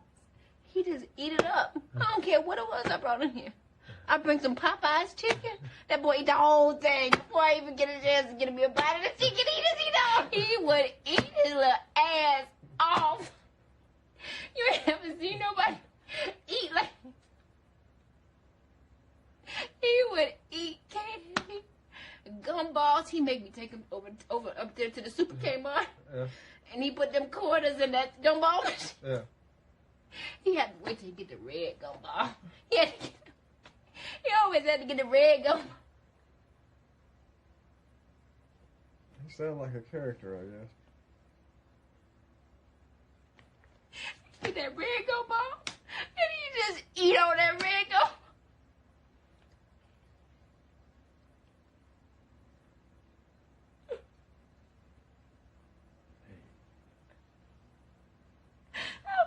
Good, but I did every single thing I could think to do. I was really good. I was really good. I was good. I was really good. I didn't want her to be fat like that. I did not want my baby to be fat like that because I know a black man in America, you can't be like that. I try to... Dr. Mona Hanna-Attisha is a pediatrician at Hurley Children's Clinic in Flint, Michigan. She's also a professor of public health at Michigan State University and founding director of the Pediatric Public Health Initiative. She's also the author of What the Eyes Don't See, a story of crisis, resistance, and hope in an American city. And she joins us today. Dr. Hanna-Attisha, welcome back to On Point. Magna, it's great to be here with you. So, on any given week, Dr. Mona, how often do you see children in your clinic who'd be considered technically obese? Absolutely. Every single day in clinic, I am caring for children who are obese. Every day? Every day. And what ages are we talking about here? Oh, as young as 2, maybe even younger. Our growth charts have been unable to catch up with the weights and the BMIs that we see in our clinic. As young as 2 and then obviously as old as 16, 17, 18. Yeah, absolutely. Wow. And was it always like this? It's gotten worse, absolutely. So I work in an underserved community in Flint, Michigan. We have, it's really hard for folks to find healthy food. It's hard for kids to go outside and play because of safety reasons. There's, a lot of reasons why these rates have been climbing year after year after year. And we just haven't had the tools to be able to treat patients properly. Huh. And so then what other kinds of health concerns or considerations are related to the child's obesity that you see? Yeah, so there's a kind of a whole milieu of things that are consequences of a child being obese. It impacts their mental health. They're often bullied, made fun at school, in the home environment. They have low self-esteem. So the mental health issue is real for children with obesity. But there's also significant health complications, high cholesterol, hypertension, which is high blood pressure, bone and orthopedic issues. So there's, many, many complications and long-term chronic consequences of being obese. Kids who are obese grow up to be young adults who are obese, who grow up to be, adults who are obese. So it's really important that we can identify this and address it and really reverse it, prevent it ideally in childhood. Now, of course, weight is such a sensitive issue no matter who you are, right? So how do you talk about it during your appointments with these families? Yeah, that's a great question. And that's what I love about these new guidelines by the American Academy of Pediatrics is, it really focuses the attention on not so much the patient, but also kind of the society and the community and the policies that have created this epidemic of obesity. When I am sitting with a patient, humbly, kind of shoulder to shoulder with them, I am listening, I am empathizing, and I am understanding that this is not their fault and this is not their family's fault. When you think about things like marketing and sugar subsidies and the impact of the built environment and racism and poverty, all of these, interconnected and complex issues have created the child in front of me with this significant health issue. So, the first thing I do is I empathize, I listen, I try to assess where they're at, and what they want to do about it. And it's a long-term, continuity of care, model that we have to follow to make sure that, that we can help kids and families through this. Yeah. Now, you mentioned the new guidelines that have just recently been released by the American Academy of Pediatrics. That is the reason why we're doing this show today, because it's the first ever set of guidelines that the American Academy of Pediatrics has put out to physicians and clinicians about how to help treat children with obesity in this country. And I'd also like to put out some numbers here, because I'm looking at some of the latest CDC data that runs through 2020. And CDC reports that the prevalence of obesity in American children between the ages of 2 and 19 was 19.7% of all American kids, so 14.7 million kids and adolescents. That's for those children considered obese, which is a body mass index at or above the 95th percentile in this country for children given their age and sex. When we would add in children who are not technically obese but overweight, Dr. Mona, how many additional children would you be thinking about in your practice? Oh my goodness. It far exceeds the majority. So it's well over 50% of children in our practice who are in both categories, overweight and obese. So this is essentially, weight is a major factor in how you consider how to treat the kids who you see. Absolutely. It's a major factor. And we really have limited resources to be able to properly address it. We noticed this as an issue, years ago in our practice, and we've tried to do, preventative things. We moved our pediatric clinic to the second floor of a farmer's market. I mean, it's the only clinic that I know that's co-located in a farmer's market to try to, preventively address this issue. Every single kid that comes to our clinic gets a prescription for healthy fruits and vegetables that they fill at the farmers markets. We're trying to address transportation barriers. We have an embedded dietitian and a social worker and psychologists, but it's not enough. So we definitely need more tools in our doctor's bag to be able to address this epidemic. Well, I'm glad you mentioned that, because we're already getting a lot of comments from listeners, which I'll share a little later in the show, about the food supply in this country, and we will definitely talk about that in detail. But Dr. Mona Hanna Atisha, if you could just hang on for just a second. I now want to introduce Dr. Christopher Bowling into the program. He is one of the lead authors of this new set of guidelines from the American Academy of Pediatrics. He is a pediatrician who just retired after 31 years in practice. Dr. Bowling, welcome to On Point. Thank you, Magna. It's truly a pleasure to be here, and also to be here with Mona, who's a bit of a rock star in pediatrics for everything she's done in Flint. We only attract the best of the best to this show, Dr. Bowling, so consider yourself in good company here. Let me ask you, so 31 years of practice, it just so happens your experience in the clinic, Dr. Bowling, overlaps almost exactly with the time period in which we've seen this dramatic rise in obesity in all Americans, but especially in children. So take us back to the beginning of when you first became a newly minted pediatrician. How often did you see a child who was obese, say in the 90s?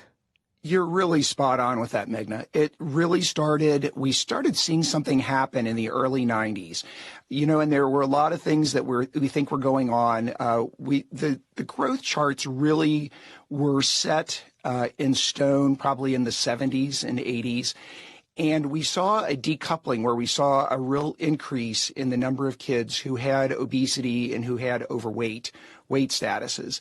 So we saw it really begin to accelerate. And if you look at CDC data over those many years, there just was a steady progression. Certain areas were affected more severely than others. As Mona very eloquently stated, some of our kids of color, some of our kids in lower socioeconomic status groups really suffered disproportionately, but it really affected the entire country. There were little pockets that looked better, but it was just a continuous march. And we really saw an abrupt worsening with the pandemic as well. It's just been a constant move toward greater and greater number of kids who suffer from this chronic disease. So for you, in your personal experience, it sounds like it wasn't necessarily that central of an aspect of how you treated children in your practice 30 years ago. Or should I say, was it, versus how central the issue of being overweight or obese was in your practice upon your retirement? Oh, it definitely became much more of an issue as we went along. I have been involved in this work for about the past 20 years or so. I have a bit of a background in preventive cardiology and fitness and health. And I revisited that about 20 years ago and started doing some work in pediatric obesity. And that was when we really started seeing a large increase in the number of patients. We started seeing kids with comorbidities of obesity that we had not seen in children before. Children with type 2 diabetes, children, as Mona mentioned, with high blood pressure, children with sleep apnea, children with orthopedic complications from their obesity. Just a wide variety of complications that we had never seen in kids before. So we're going to talk about the guidelines specifically here in just a few minutes. But Dr. Mona, can I turn back to you? I have to say, it's so heartbreaking to hear that there are children in this country, and many of them who, even before they well before they enter the creakiness of middle and old age, are suffering from things like high blood pressure. I mean, it's astounding to hear. Yes, it's totally preventable, and I think that's what's most maddening. We shouldn't have to be caring for so many children with this chronic disease. We can prevent it, especially when we address kind of the public health and the policy solutions. And I know it wasn't part of this guideline, and I think there's a forthcoming guideline that's specifically looking at the prevention aspect. But we spend billions, trillions of dollars addressing things like hypertension and diabetes and chronic disease, all these chronic diseases. But, if we spend a little more on preventing this, making sure kids do have access to healthy foods and they do have that economic stability to be able to provide for their families and transportations and, safe places to play. So, this is touched on in the guidelines, which is fantastic. But I really look forward to those conversations where we're not talking so much about kind of the consequences, but really getting at the prevention. So when we come back from a quick break, we'll talk specifically about what the new American Academy of Pediatrics guidelines include, which include things like healthy habits, and then some more sort of headline-grabbing suggestions like medications or even surgery at ever younger ages. And it's those headline-type suggestions which are really getting a lot of comments on our Facebook page. For example, one listener says, surgery? Just stop letting your kids have whatever they want. Find some personal discipline and pass it on to them. We'll have both of our physicians react to that when we come back. This is On Point.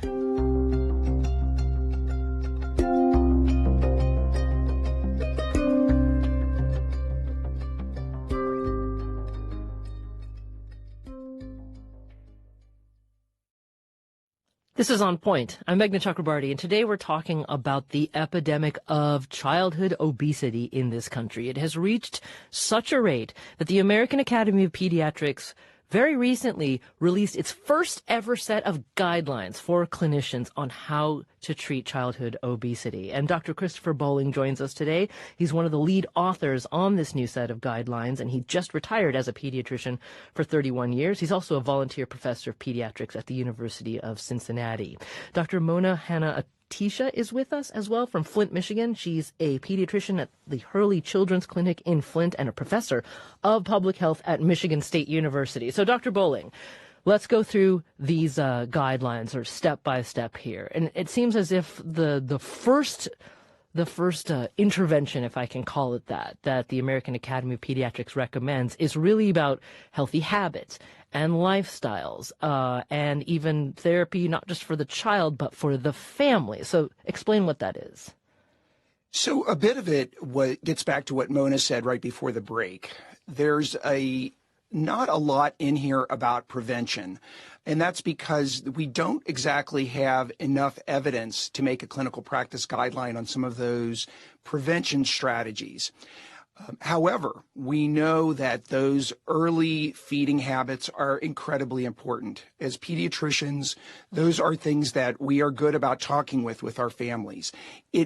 We wanted to stress that it's important for pediatricians to take the time, like they do with their families, to talk about nutrition, to talk about activity, to talk about healthy lifestyles, making a healthy choice the easy choice.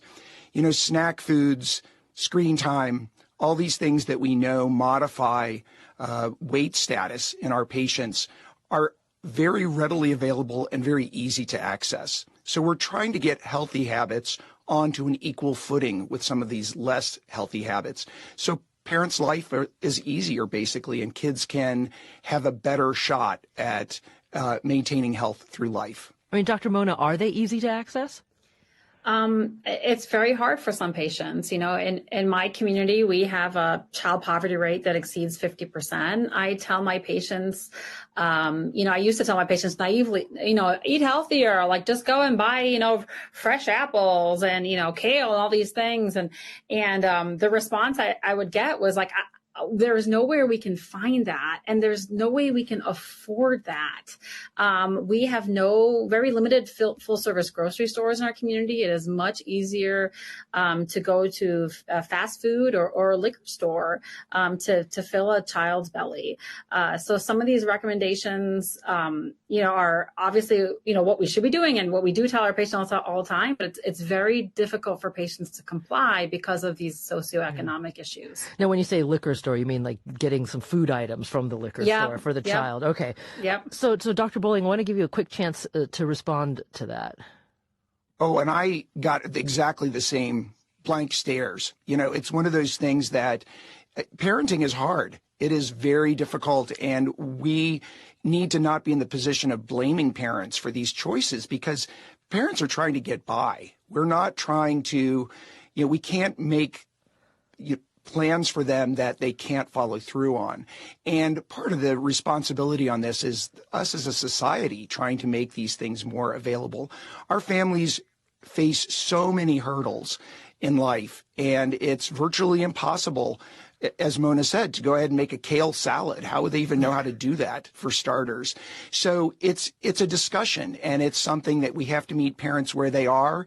We have to help them figure out ways that may be better. We don't want perfect to be the enemy of good here. We want them to be able to do things that they can do and to partner with them. Right. But yeah, we can't be sitting there telling them to do impossible things. Well, so let me just focus. Let me just dig a little deeper here, because from what I understand, we're not just talking about like a conversation in the doctor's office, right? I mean, these sort of healthy habits creation or lifestyle changes involves like very intensive intervention. I'm seeing reporting here that says even 26 hours over 3 to 12 months of in-person behavior and lifestyle treatment from healthcare providers, so that parents can learn, can get coaching on nutrition, physical activity, better their own role modeling. This sounds like a very intensive process, Dr. Bowling.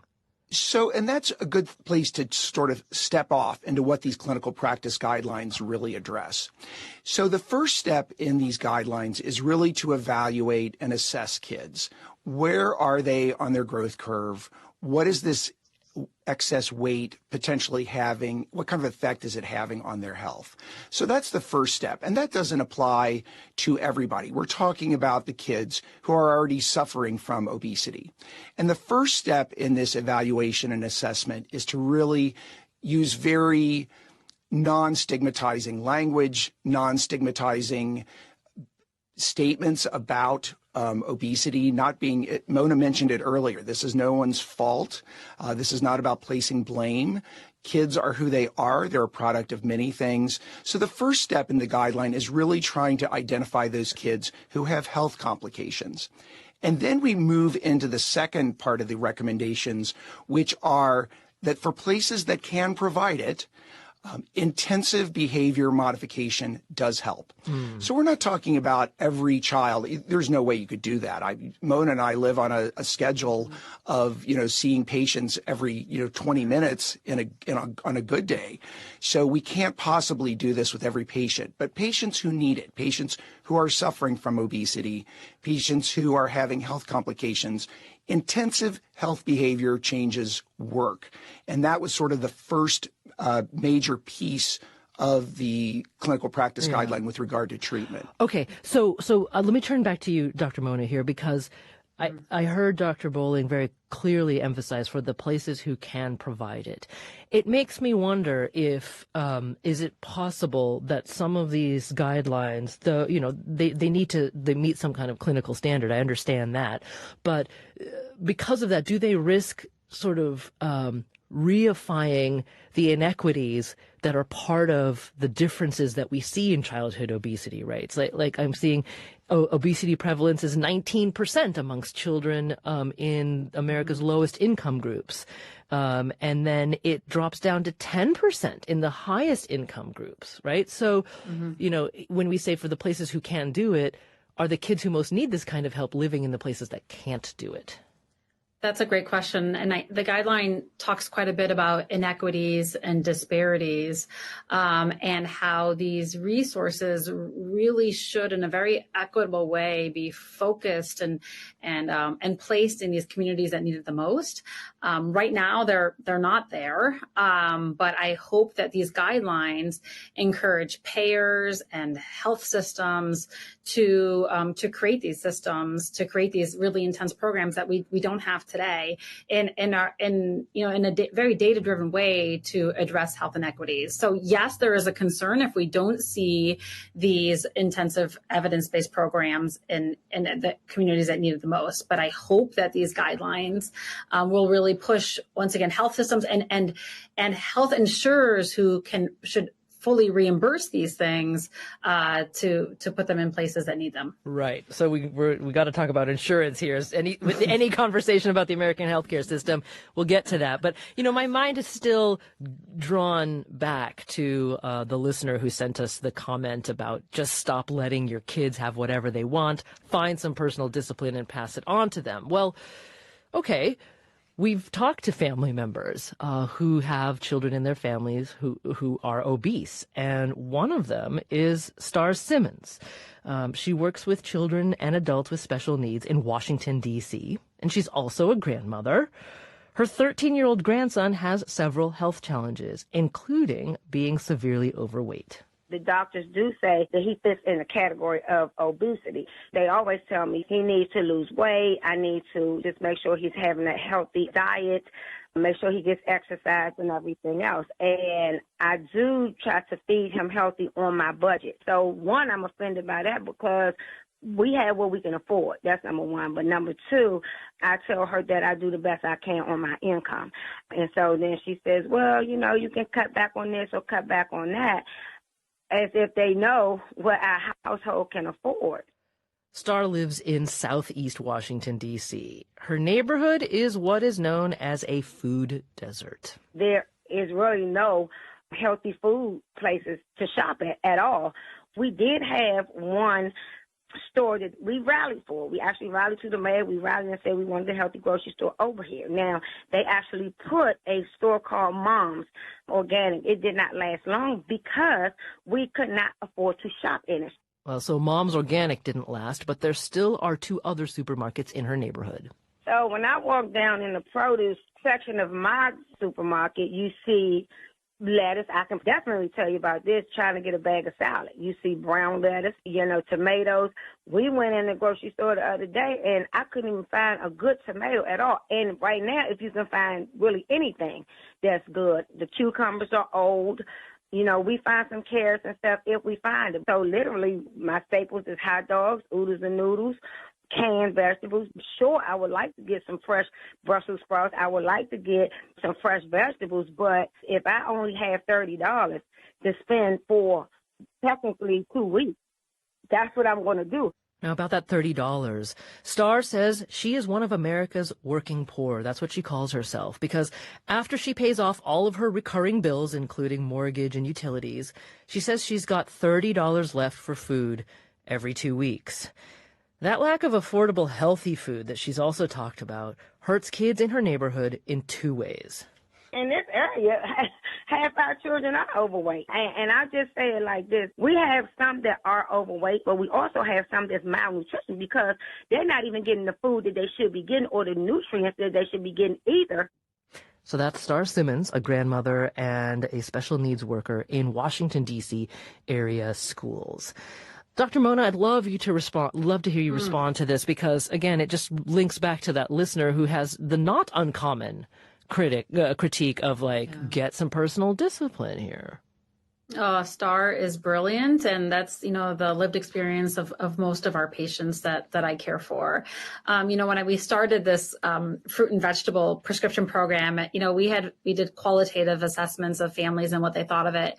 And we had families tell us that it was the first time their kid had a fresh blueberry or, the first time they got to try a new vegetable because they couldn't try new foods on a limited budget because if they didn't like it, then it was wasted.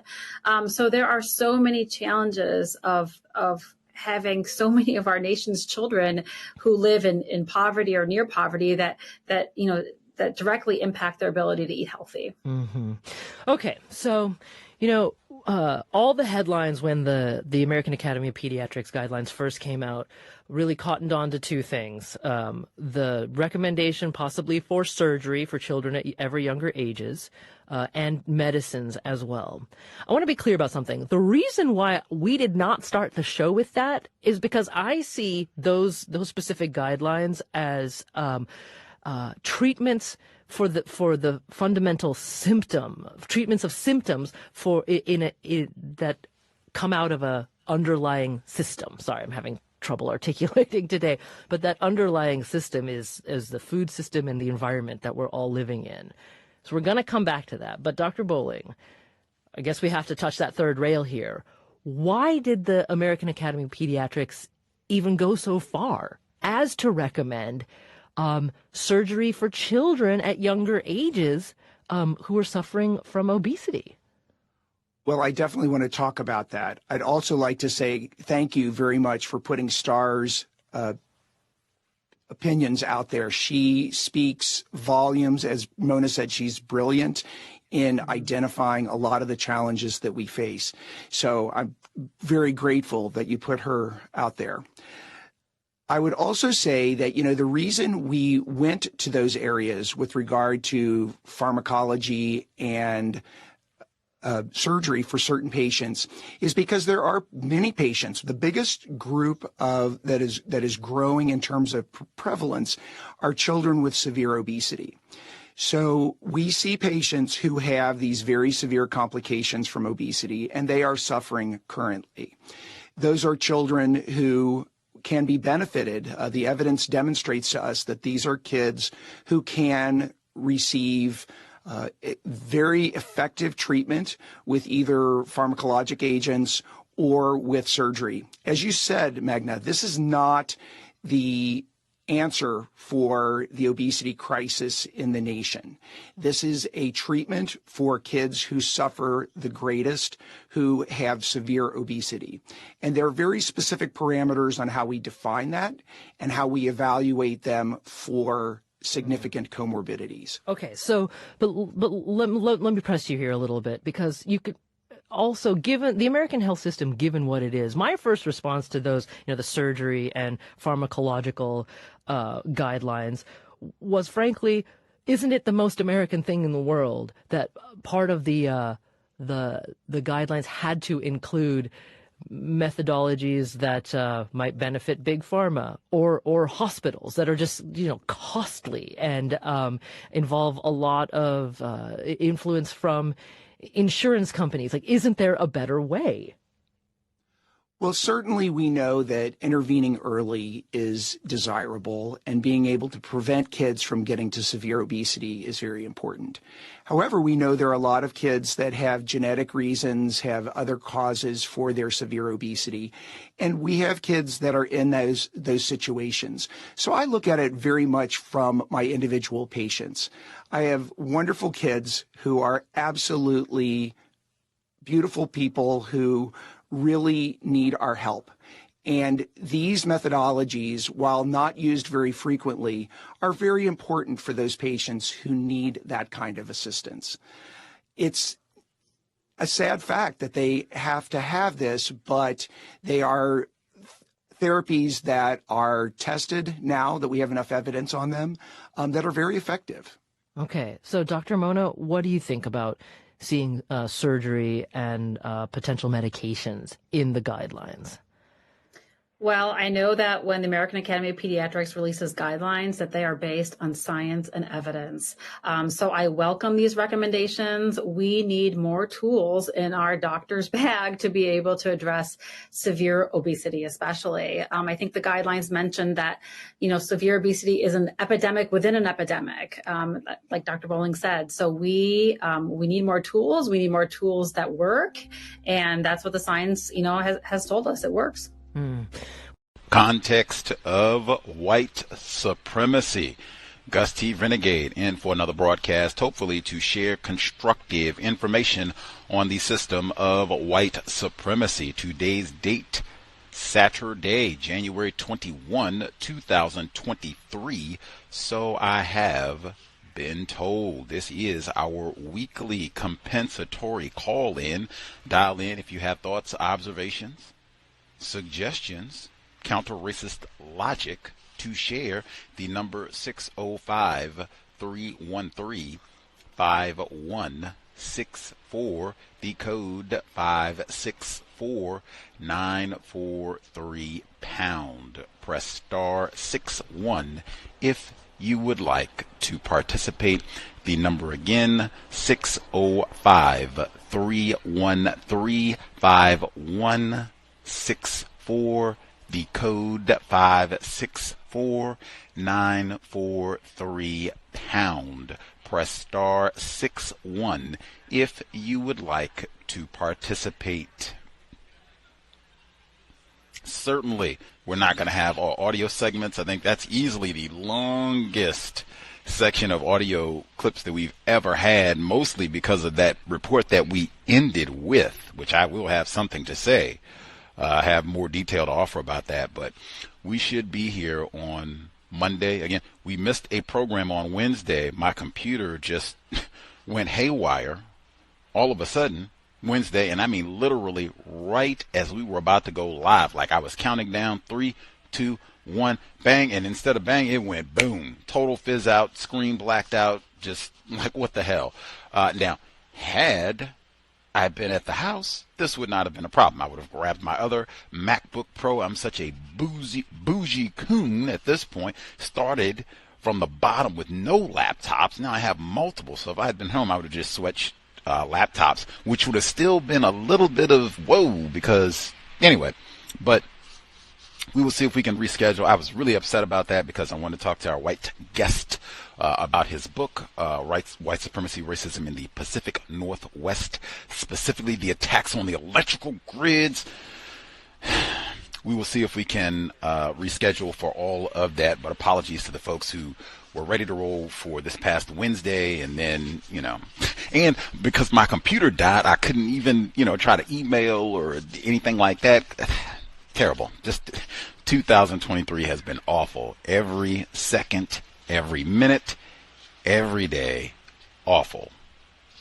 That notwithstanding, we were here, double guests, this past Monday, which was pretty cool, talking about cardiac arrest Damar Hamlin actually being lucky. We heard cardiac arrest in the segments. We will be here moving forward on Monday early. So early specifically meaning 2 p.m. Eastern, 1 Central, 11 a.m. Pacific. You all know I hate those early programs, but time differences. Nairobi Thompson should be back with us as we continue to talk about her book, Almost British, Neutralizing Workplace Racism. Cannot wait. We get to the meat of it all and how she neutralized, countered all of the shisty, racist white women in her workplace. But that'll be Monday. We'll check, because she worked in the prison service, we got to talk about the raping police officer. My goodness. Some of her former colleagues, same institution. That's why I didn't include that in the compensatory call-in. We've had even longer clips, but that should be Monday. Reading is more important than watching television all the time. Reading is more important than watching television. And nonfiction when you read. I'm going to have to go back. There is a day. I went to the library yesterday and had amazing finds on a day where I was not really that excited about going to the library. But there is a day way back in October when Gusty went to the library, and I spent about 6 hours there, maybe even more than that, and I got every single article I wanted plus in that 6 hours. I don't even think I took a break. I think I might have went to the restroom. Quick tinkle, and bang, I was back on the grind. This and this and this and this and this. And I said, there were a few times this past year where I went to the university library and I found so much material, I couldn't even check it all. Like, I would just get the material, put it on my drive, take it back to the house or wherever, and read it, as I would get to it. Sometimes it would take me a month to even remember, like, oh, dang, yeah, I did get that. I didn't even look at it. Let me go look at that.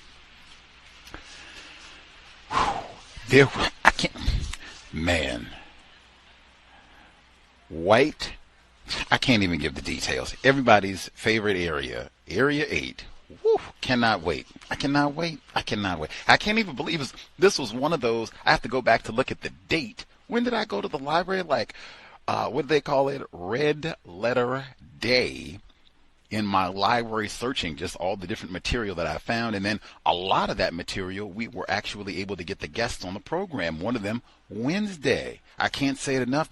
I was not looking for this material at all, but the library catalog works in a similar manner to YouTube, Netflix, same type of technology. They want to keep you there as long as possible. So when you search for something, book, article, whatever it is, they will show you related things. And I guess for Wednesday, she did related research with racism, so I guess that's how it's related. But Area 8, Wednesday. Research. Alrighty, so that lengthy segment, there were so many things that a chocolate man, Spotlight man. We just had Dr. Kevorkian on the program to talk about the movie Spotlight, which is named the Boston Globe. Their investigative journalist group, Spotlight, they did the big story 20 years ago on all of the Catholic priests raping children in Boston, lying about it for years. And then that prompted all the other investigations. That movie by the same name came out in 2015, won 2 Academy Awards. We just had Dr. Kevorkian on the program at the end of the month. My favorite clip is right there. If it takes a village to raise a child, then it definitely takes a village to rape them for generations and cover it up. But they mentioned it right there, bang. Found that at the library. That's another topic. Anyway. There's a whole lot of things I could have said about many of the clips, and we'll see how much time I can share. But that last clip, the American Academy of Pediatrics, the information that they released this week, you can get their report, revisions, their views, suggestions, health, dealing with obesity. What racism is mentioned in boldface print very early in that report. That I felt was so important for so many reasons. On a personal level, I suffered with being overweight as a child, obesity, where, it's not even healthy. They talked about that. That means you end up being an older person who is overweight and or obese. Then you're going to be picked on and teased and all of the health problems that go along with that and quality of life impact for that. High blood pressure and hypertension and diabetes and comorbidities and all of that. Very familiar. And then friends and relatives of mine, people that I, have stayed with and know personally, share genetic material with, have dealt with that same problem. Cows listeners. That's why we did the yoga retreats before the Rona, or I guess some of it lingered into the Rona. But that was the whole purpose. Not just, hey, Gus T, no longer Tubby. 5 years plant-based diet at this point. No looking back, no regrets. No falling off the wagon metaphor, as they say. I don't even have my slip. That I intended, since it's 5 years, literally marking 5 years, because I made the transition right at the beginning of 2018. I had said then, I'm not even trying to be all strict about this. If I want to, stop and have me a bacon, cheddar, cheese, sausage sandwich, damn it, I'm going to do it. Not all the time, but that was my thinking. I remember back then, because I like sushi, or at least I did. I might want to have me some sushi. They have great sushi here. We're right next to the ocean. Hey, I might want to have me some sushi from time to time, or whatever. That was my thinking then, and absolutely not. It has been 5 years since I have had any of that I just mentioned. Cows listeners who have contacted me, throughout, talking about diet, having weight problems, not knowing how to cook. Talked about that with retired firefighter, with the young people, where he said, Mr. Clark, say, hey, let's water for these young people. They don't need all the donuts. Water. That is a big one. If you want some suggestions for that, and people that, want to make sure that they have better eating habits, racists are to blame. That's one thing they said in the clip. They said it's not about blaming. Oh, yes, it is. Oh, yes, it is. If you're going to talk about so-called food deserts and whatever that is, food apartheid and all the rest of it, then somebody is to blame. And in fact, even if you want to include, why is sugar subsidized? High fructose corn syrup, because we heard about that Ronald Reagan, right? That was just 2 weeks ago. Somebody did that, then somebody could have made a decision to subsidize kale, Brussels sprouts, so that as opposed to me having to go to the dollar store to get Cheetos, we could just go, kale is subsidized. I can go get a pound of kale, get 10 pounds of kale for $1. That's subsidized. Nah. Someone is to blame, and the someones, as usual, are classified as white. Anyway, Cows listeners dealing with the same problem. If you want some suggestions, because racist man, racist woman, racist child, they intend for us to be tubby. That's their plan. That's all I can conclude, right? That's why you got Elijah Muhammad, How to Eat to Live. It's not like we haven't had black people talking about this before. Malcolm X, Neely Fuller Jr., Dr. Welsing even. Lots of black people. Dr. Kamal Kamban. We did a book review of William Duffy, Sugar Blues, nonfiction. Jesus Christ, are you serious? Sugar Blues, that would be one right there. You can add some things to your library. Sugar Blues, excellent. That right there will be a reminder about minimize your sugar intake. I said suggestions, right? Particularly minimize your processed white sugar, high fructose corn syrup. All of them. Try to eliminate that if you can. But I mean, if you've been eating that all the time, like I used to do, sodas all day long, juicy juice all day long, cupcakes all day long, Snickers all day long, Slurpees, all the rest of it. You name it. If it's bad, I'm eating it. minimize, eliminate really, but I mean, you gotta, and I mean, it should really be, get that sugar out, like no sodas. That's too, so it's minimizing white sugar, processed sugar, high fructose corn syrup, water. That was what I was telling retired firefighters, especially with children, because that's habits for life. You want to get children so they are accustomed to drinking water. That is a normal thing. Water, not Coca-Cola, not Sprite, not Snapple, not any of these other Red Bull and all these goofy energy drinks and everything. Then you got the sugar and the caffeine. Water. Not even flavored water. We can get, we don't need the apple and Fresca and all. Water. Maybe from time to time we have a coconut water, and even then it's the one no sugar. Probably be very low. It might even be zero if it's no sugar. Maybe some tea. These are things that I drink if I'm not going to have water. Tea that generally has no sugar, certainly no white sugar, no processed sugar. No chemicals, going to be something organic, no high fructose corn syrup, no yellow number 5 and all of that. But I mean, really, water. Caller at the courthouse in Florida, he said, hey, I'm getting a 2-gallon water jug. He didn't say I'm going to get that so I can fill it up with Florida OJ. Water. That is enormous. Just drinking water. Sometimes, Dr. Ruby Lathan told us, sometimes you think you're hungry, so you go to grab those Lay's potato chips.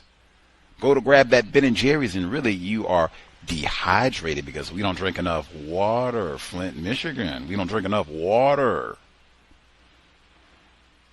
You want a third one? Have an eat window. This was enormous. So when I was tubby, almost 300 pounds, this time 5 years ago, kept that weight off. Eat window. And I have maintained this for the full 5 years. The full 5 years.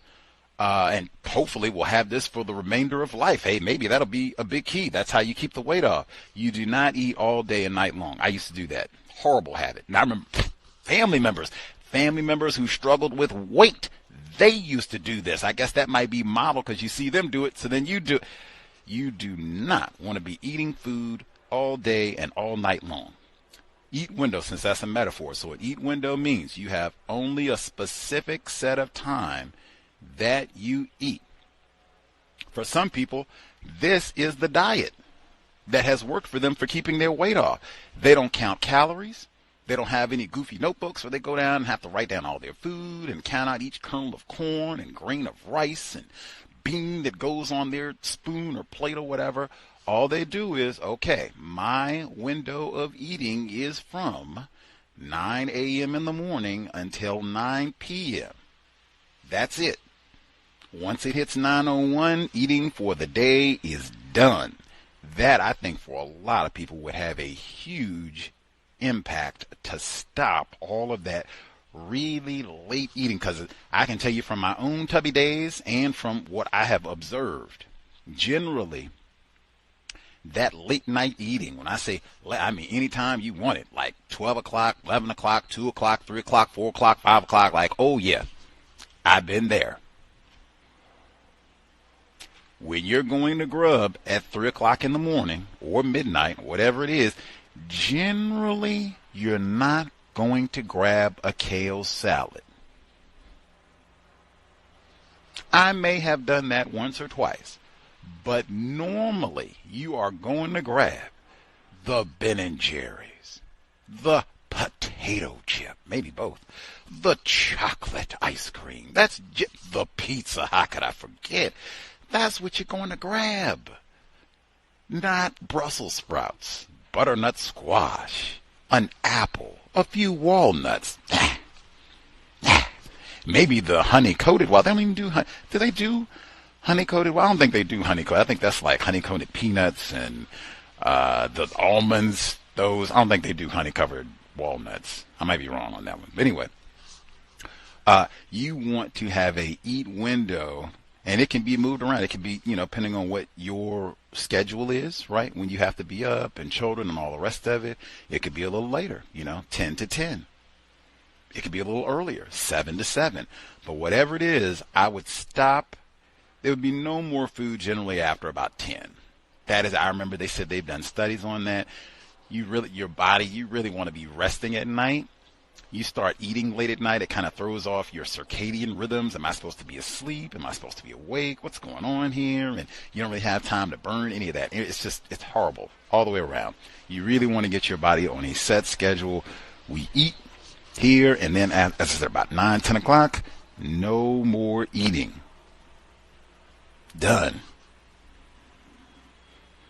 Will go a long way, I think, for a lot of folks. Results. And like I said, that gets out of that, ooh, yeah, it's late, let's get some Papa John's at midnight. A lot of that gets encouraged in college. My gosh, let's go, Chipotle, make the midnight run, get the Ben & Jerry's, the late run, or maybe get, they got DoorDash and Uber Eats and all the rest of that stuff now, like that, all of that. A recipe, and the ugliness of what they said for you to be overweight, obese, and malnourished, because kale is a nutrient-dense food. Beets, quinoa, not Cheetos. Ben & Jerry's. Matter of fact, that sugar, William Duffy, sugar blues, sugar tends to leach nutrients from your body. So, you have to compensate and make sure you're eating a quality diet if you're going to have a little bit of sugar, especially that white sugar. That's like poison to your system. Yes, that is, the absurdity of it all, to be overweight and malnourished. Are you kidding? Oh, no, you're dying. Dang. It is absolutely horrendous. And there's so many more things that I could say about that. Even things have gotten so bad. That right there should tell you something, that it's getting worse. When they say all this time about progress, they certainly don't mean any progress with the waistline. They certainly don't mean any progress with us eating better. They've had Whole Foods around for almost 50 years. And it's gotten worse. Microwaves are probably a big part of that too, especially when they put a year on it and said they think about the early 90s. Things started to get worse. I would have to go back and look. What is the history of appliances, microwaves specifically? But I suspect that is around the time when they started to be way more widely available in the jobs and such. I'd have to do some research to see, but I suspect there could be a correlation. I'm sure some other factors and Lunchables and that sort of thing helping to kind of push all that along. But I think microwaves because hey, we got a microwave. I don't need anybody to kale salad, nothing. I can get my hot pocket and, my the ramen noodles. We don't have to worry about no veggies and broccoli and Brussels sprouts or cabbage or nothing else. I got my microwave. I got my hot dogs and my hot pot. And hey, I lived out of a microwave for the longest. Exactly what they said. Hot dogs. 7-Eleven. Slurpee, hot dog, that's all you need. That's what they intend for us. White sacrifice in there too. White people are not known for having excellent cuisine. They brag about depending on niggers to feed them. So that's not what their human experience is about. Culinary wonder. They are about practicing racism. Us, in the mission to become universal man, universal woman, I think correct eating, doing way better, because they have just shoveled trash down. I got to put that in delectable Negro for sure. Haven't we been talking about that for years at this point? But they just shoveled trash down our throat. Gallons of it, pounds of it. From the time that it started out with the formula, they had all that about the formula problems and everything. Maybe that's contributing to it, right? How do you have children that are obese at 2? That's why I said it was so much about that clip that just stunned me. Like, what? Obese at 2? How are you obese at 2? How is that even possible? Oh, you got all these poisons and the formula and everything. Oh, I see. And you are what your grandparents ate. Judith Finlayson 2021. She was a guest on that. I should have her back on the program, see if she saw that. But she talked about that in detail. Your parents are obese, grandparents are obese, greater likelihood that that's going to impact the children and their quality of life and health. Food is enormous, and white people understand that. How do you have 2-year-olds that are obese? Even she talked about that too. Having parents who've been victims, they don't have the finances, the resources. They're victims of white supremacy, so they just been eating Cheetos, ice cream, Lay's potato chips, all the rest of it, juicy juice, all the rest of it, high fructose corn syrup. That impacts the child. She talked about that. Matter of fact, we talked about that twice. Shauna Swan, Countdown, talked about that there as well. But the food is a big deal. Like, people have been sent, lots of folks have been saying, man, Gus, why don't you do a cookbook? And I, never really felt qualified. Like Dr. Ruby Lathan, she's a food nutritionist. She's got all that great material on food, as do many other folks, right? Who, this is what they study. We read old lame Nutricide, like people who at least the late Dr. Africa studied lots of information on all this. The book had lots of errors and what have you, notwithstanding spelling errors and typos and all the rest of it. But notwithstanding, I feel like there are a lot of other people who are way more qualified than myself to give out suggestions on nutrition and health. But just grasping the importance of that with regards to racism, white supremacy, what a critical area that is with regards to white people. And even with TV, I talk about that all the time, man. TV is such a huge component of that, man. Like, you sit around, Bay Area mom sat there. She's been in these houses. How many times has she told us, I'm here working and I'm trying to get these children who have academic deficits. We're not talking about these folks looking like they're going to be Rhodes Scholars. And they can't even pay attention. Why is that? Watching TV. What are they watching on TV or YouTube or their tablet or whatever? What are they watching? Cookie Monster. I didn't say Brussels sprout monster. I didn't say butternut squash cookie. I just said cut the sugar out. Chocolate Cookie Monster. Can't just be. I'm eat one cookie after I've had Brussels sprouts and broccoli and a kale salad. No. I'm going to eat as many cookies as I can. If it's a whole table of cookies, I'm going to eat them all. Shove them all in my mouth right now.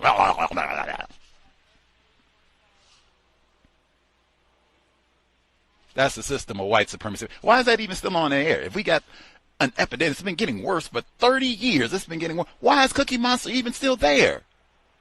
Change that up right now. Brussels sprout monster. That's what we need. No more. We give him a great send-off.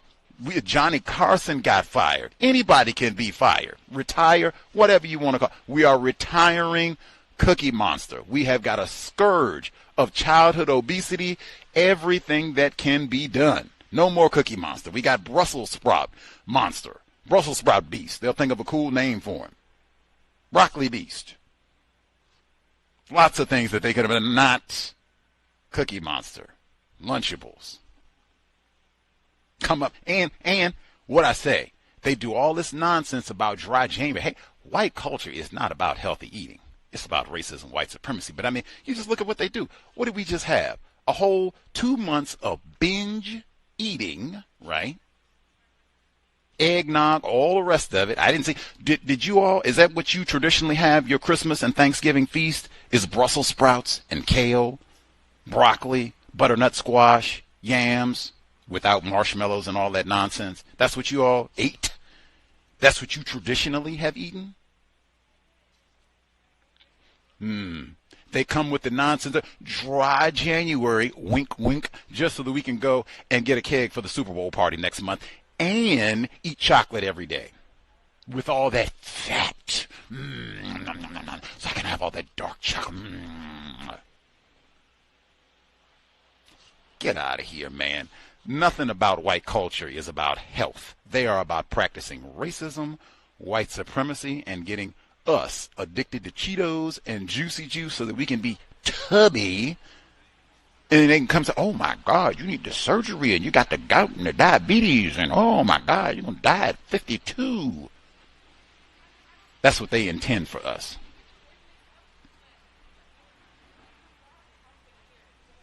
Didn't mean for the war. I guess I did.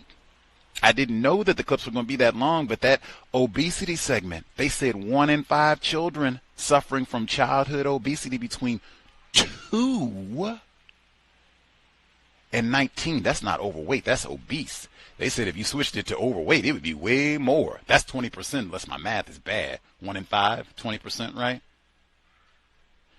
That would be something else. That would be an astronomical part of the conversation. They talk about those 200 questions and all that. We're going to produce offspring. What is our plan to make sure that this child doesn't go to jail? What is our plan to make sure that we don't have a tubby black girl or boy by the time they're 3?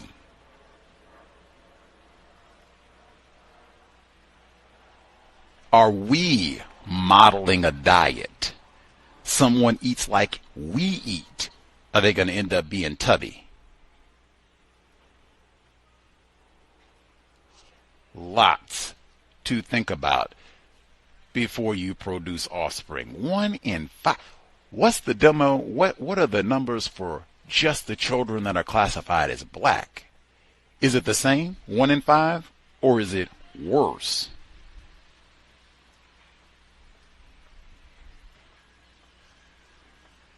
Eat well and use logic.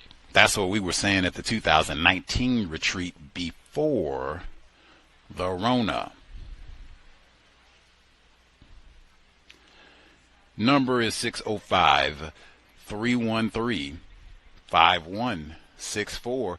The code 564943 pound. Press star 61 if you would like to participate. For sure, don't think I forgot, man. Play a report like that and think I'm going to be shameful about what did I eat. What did you eat today, Gus T? I had organic blueberries, organic banana, organic pecans. It's like a low-key brag, I guess. Organic oatmeal,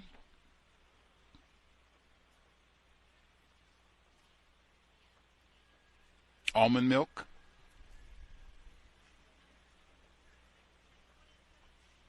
two cups of coffee, black, as they say, no sugar, sweeteners of any kind.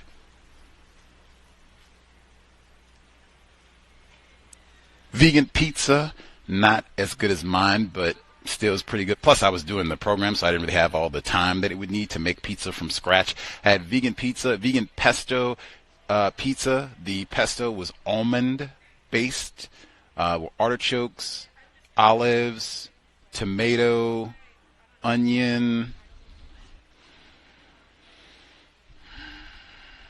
basil, obviously, in the pesto. I'm sure there were other veggies. I don't have it in front of me to pick out every vegetable that was. Mushrooms. Did I say mushrooms? Mushrooms. Anything else? Water. And water. That's what I ate today. It is not 8 p.m. I do intend on having a sandwich. Tofu Vietnamese sandwich, God willing, white people permitting. Hopefully I'll be able to eat that before the day concludes, and I will for sure be done eating by 9 p.m. as I will. Oh, I think yesterday I was done eating at about 9:30 p.m. But that's what I ate today. If you dial in, what did you eat today? Very important. Eat well, use logic. Number again is 605-313-5164.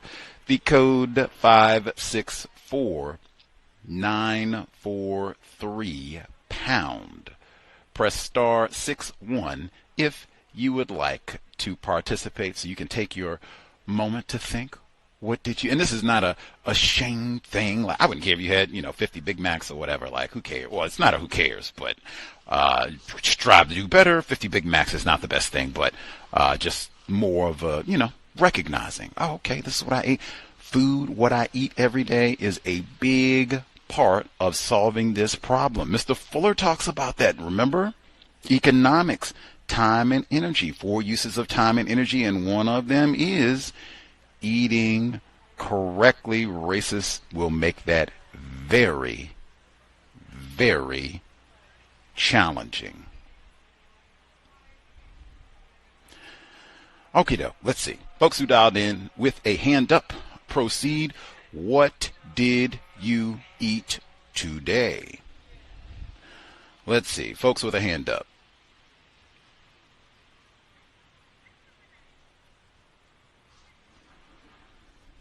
Hello, may I be heard? That would be Irie in Louisiana. Yes, ma'am. What'd you eat today, in addition? Hotel. So I had kale salad. I picked up from Whole Foods, and I just got a big one and just ate that today. I said I was going to do like a little bit of fasting. I was planning on just drinking kombucha, but since I have to move around so much this weekend, I was like, I need to have something to burn. But it had raisins in it, and I think some other fruit. You know how Whole Foods does it. Yeah, and I think some kind of like dressing. I can't remember. It wasn't a dairy dressing, but maybe a sweet vinaigrette. I drink water like it's going out of style. I was upset because I broke my glass water bottle at the gym, so I replaced it with a metal one. But I stayed with water, and I think that's part of the reason why I could have been diabetic or obese by now, but I gave up cold drinks in high school, and I recall eating so much sugar as a child or being given so much candy. I had a pretty severe abscess in my the back of my mouth, and I had the tooth for a long time. It was a big hole. It was a gaping hole, and I could press my gum when I was like 6 or 7 and, feel the pocket of inflammation. And it was a very severe toothache. And I made it a point, even though I didn't plan my son's life as much as I could, one thing I knew was I was not going to give him fast food, nor was I going to allow him to have a whole lot of sugar. We had juice in the house and stuff, but I think we just drank more water than juice. And then when I realized that the juice I was giving them had high fructose corn syrup, and I was able to buy better, juices like fresh squeeze, I would do that. And then as he got older and was more body conscious, he just started drinking water on his own, and we all just drank water by the time he was done with middle school. That was our main staple to drink, beverage.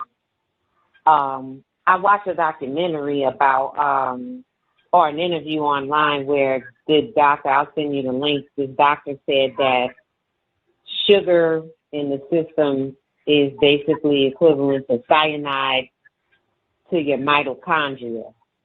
And that, yes, it does help produce energy, but it was what she was saying, it takes more energy from the cells to process the sugar than it actually creates. And again, last I know, cyanide is absolutely poisonous. So there's erythritol, which I have been using to sweeten things. I use honey sparingly. Like if I have like a sniffle or something, I'll mix honey with like some oregano oil to ease that down. But I use erythritol and monk fruit. I have a theory, ladies and gentlemen, I could be going too far. But I was meditating and Sesame Street came up, and it's funny you said Sesame Street, but I was meditating that about Big Bird, like why was he yellow? Like why was it a bird? And all kind of stuff. So a thought came in my mind and said, what happens, and forgive me if I said this already, because sometimes I have deja vu and I don't know if I said this already or if I was just thinking about saying it, but the thought came in my head, what kind of shape, if you draw a line segment around Big Bird, what shape would you get? And I'm like, it's a big arch. And so then I mirrored the arch, and it, to me, in my mind, it looked like the arch is for McDonald's. And then I was like, oh my God, don't tell me they've been subliminating advertisements for McDonald's this whole time. Elmo is red. Big Bird is yellow. Big Bird has some stripy things going on his body that's similar to Ronald McDonald. Ronald McDonald and Big Bird had the same type of plumage. If you want to call Ronald McDonald's hair plumage, the way it curves out is similar. And going back to Cookie Monster is, I believe, the equivalent to Grimace for the McDonald's characters. I might be messing up. I don't know, but I just think, and I think that's what that is. And then Dr. Francis is right. It's programming kids to be used to deplorable looking environments. I was also meditating while I was shopping today about how my grandmother would watch Meet the Press before she would go to church, and that also, at a young age, helped me start understanding the system. I'll speed this up, but I remember there being a segment before they went to commercial for ADM, and they would say ADM, or brought to you by ADM, Supermarket for the World. And then I remember seeing a documentary later about how ADM fixed the price of high fructose corn syrup, which is the main part of all the foods that people in food deserts are able to access. So not only did they were like the Monsanto before Monsanto with the food processing, maybe not genetically modifying, but definitely modifying, and then making it where, they had the, as they would call it, the monopoly, defying antitrust laws. And the last thing I want to say, hey, they're talking about surgeries for kids for weight. Why not? They're doing surgeries for kids for gender. If a child doesn't want to be what they were born to be, they don't even have to tell their parents. They can go behind their backs and do that. You have kids being snuck off from school, being bribed with pieces of pizza to get COVID vaccines, and I'm not saying nothing about it, about the vaccine itself. I'm just stating the fact. This happened in California. Kids were snuck off for pizza to get COVID vaccines and told not to tell their parents. So the medical industry is determined to not only make money off of everyone and victimize them, but they want perpetual customers. They want to make sure they have a customer, or should I say a victim, from birth to death. And they want that death, in my purview, to be between the ages of probably 50 and 65. Because if you live too long and you get Social Security, because if you live too long and you get a Social Security check, they're gonna end up sending you a letter saying, "Sorry, we overpaid you," like they did a black woman somewhere, I can't remember, 110 years old, and now they're saying you're gonna have to wait 10 years to get your social. So they just want us to. That's the plan. And thank you. Much obliged, Irie. Sometimes you can just make it easy. It's listed online. McDonald's was a corporate sponsor for Sesame Street for many seasons. They didn't even list how many exactly. They just said many. So that might be a research project for either online, university library, both, just to see how was their influence manifest in the program over many seasons since they did sponsor them. Anywho, much obliged, Irie, and promoting water with her offspring, so critically important. And I remember, Irie, we just talked about this, and she gave her own experience. You got so many sugar. We talked about that. We did the review, Sugar Blues, William Duffy. And see, because I read that book, I'm not out here talking crazy. Said the same thing she said she just heard the doctor say. Cyanide. What did I say?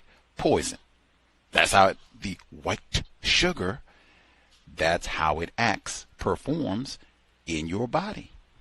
That's how you end up exactly what they said in that segment that was so lengthy.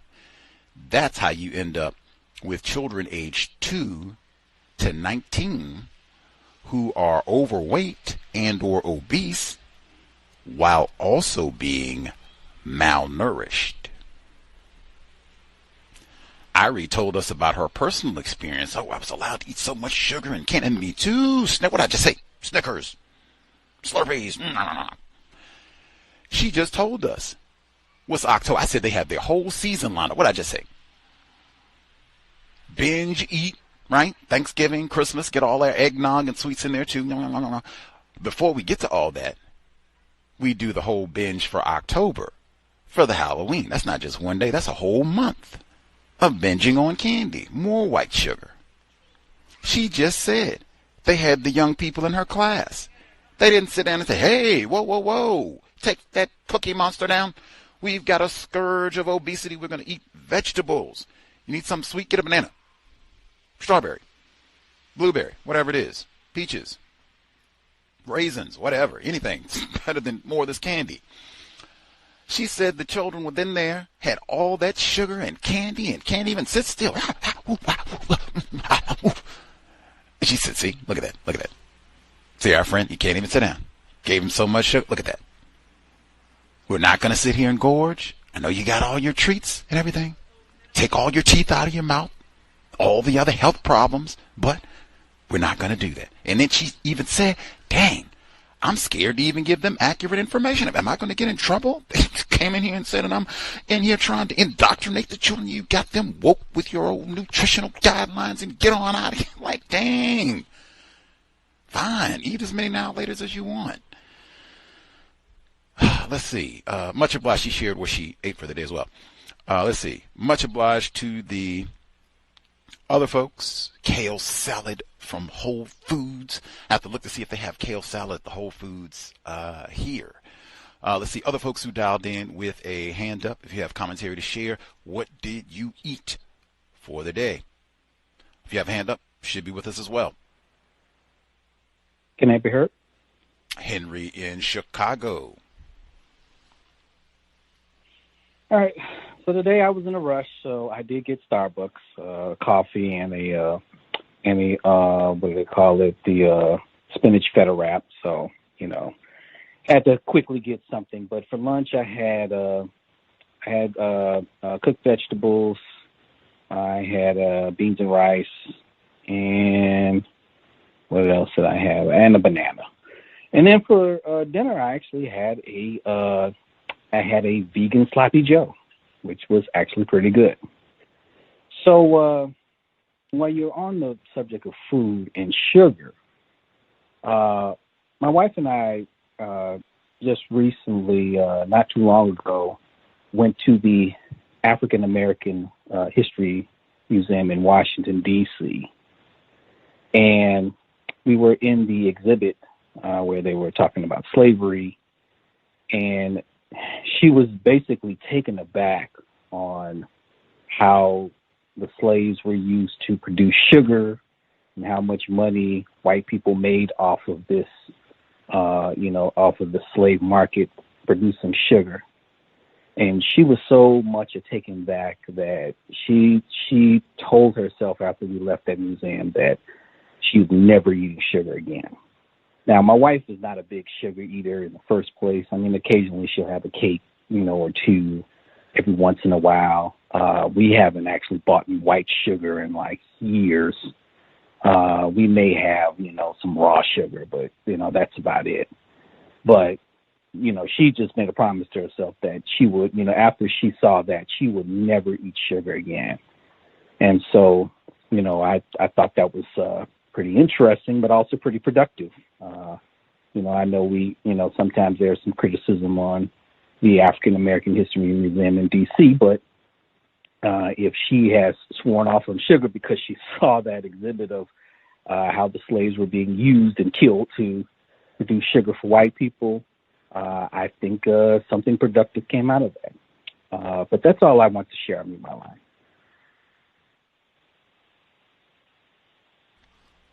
That is amazing. Wow. Kudos to your wife. Like, now, see there? Now, see? That segment, that was no accident. I included that segment about chocolate. All that attention.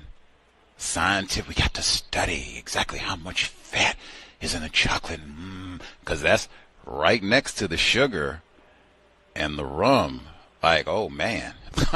We will beat as many niggers as we can to get this sugar and chocolate and the rum. And kind of, that's all three same thing, really. Sometimes they do put them all. Oh, my God. That's in the... I was right there saying Catherine Massey Book Club, the current book we're reading should be mandatory because most of us are really ignorant about Brazil. But, ooh-wee. That right there, South America is one of the locations where, Jesus Christ, they beat, raped, and killed untold numbers of niggers for sugar and chocolate. We're reading, well, we are reading just after that period ended, but they were just talking about all that, the sugar consumption and the plantation. I just said that 2 days ago. This is all of what we're reading because they were talking about drinking chocolate and drinking chocolate. All of that is plantation culture. I just said that 2 days ago. We just had Dr. Jared Ross Hardesty on the program, Uprising or Mutiny on the Rising Sun. They had the slave ship operators, some of them non-white, where they mutinied, killed the white slave ship pirate smugglers. But that was chocolate, is in the very subtitle of the book. Why do we need all these slaves? Why are we smuggling all these? Oh, chocolate. They had the chocolate shop up in Boston named after this slave owner. And then they, oh my God, the chocolate. Oh, yeah, we need to close the chocolate shop. No, terrible. System of white. We were supposed to be at the museum in Washington, D.C., by the way. That was for our 2020 yoga trip, but it was closed down for the Rona. I'm glad it's back open. We had tickets and everything. I had done it all, corrected so we could go and check out everything and then close it down. We were in Southeast D.C., no less. Anywho, I love it. Henry in Chicago, so United Independent, his wife said, oh, my Lord, so impacted by it. I'm never eating sugar again.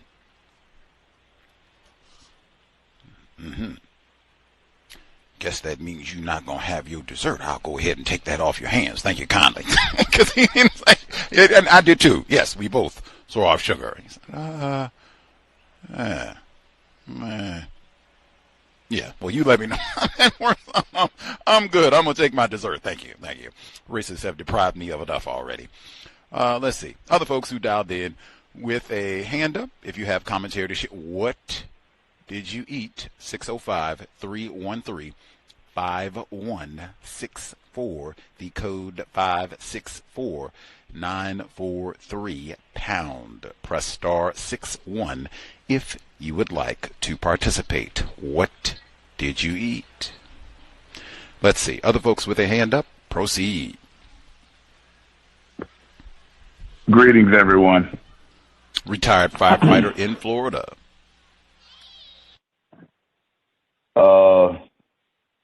It had on the container barbecue chicken, rice and beans, and cabbage. It was enough in the container that I didn't need anything else for the day. DCS program, that's primarily where that came from, kind of indirectly, because we had a great day today.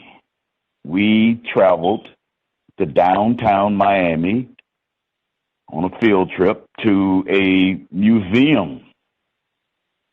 The name tag to the museum was something along the terms of black people in Miami. And that's what I thought it was limited to. But to my surprise, it was actually racism, white supremacy, and victims of racism, black people, and what, the history behind it in this region of the world that's called the United States. They did have a section about black people in Miami, but it was actually centered towards this part of the world that's called the United States.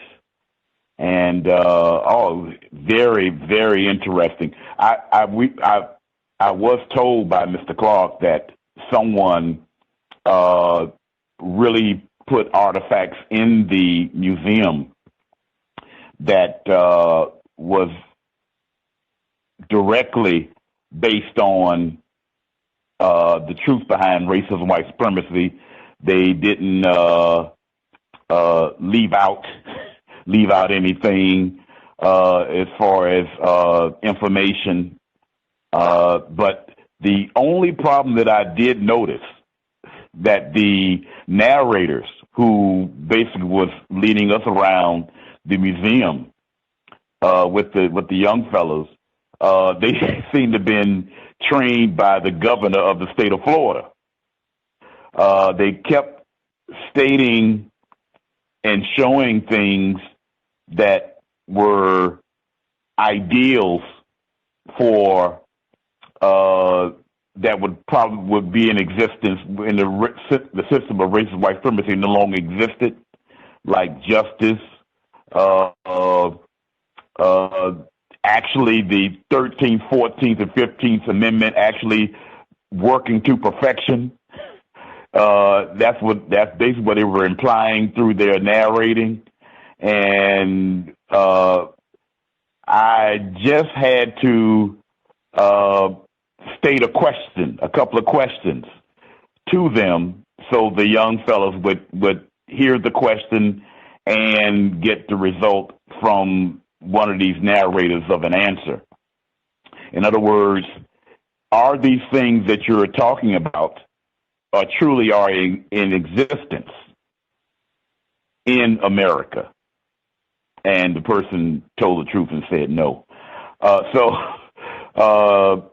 And the young fellows were quite familiar with a lot of the things that was being shown, because this is something that we show them in the sessions on Saturdays. Anyway, went very well. And kudos go to the legendary Lonnie Lawrence, former spokesperson for Miami-Dade County Police Department, and at one time he was the director of Miami-Dade Corrections. He's one of the quote-unquote mentors in this program also, and he grew up in the city of Miami also. There was something else. Oh, man, it's slipping my mind.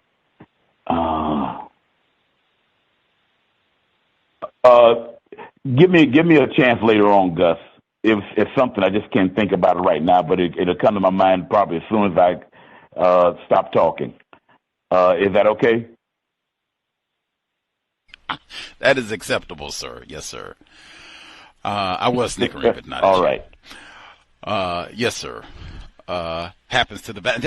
Brain, thank you. That was for me. I'll come back right to you. That was for me. That was a reminder, because I said there was so many things in the clips. Man, how many times have we been talking about brain science of late? In fact, that was double reminder.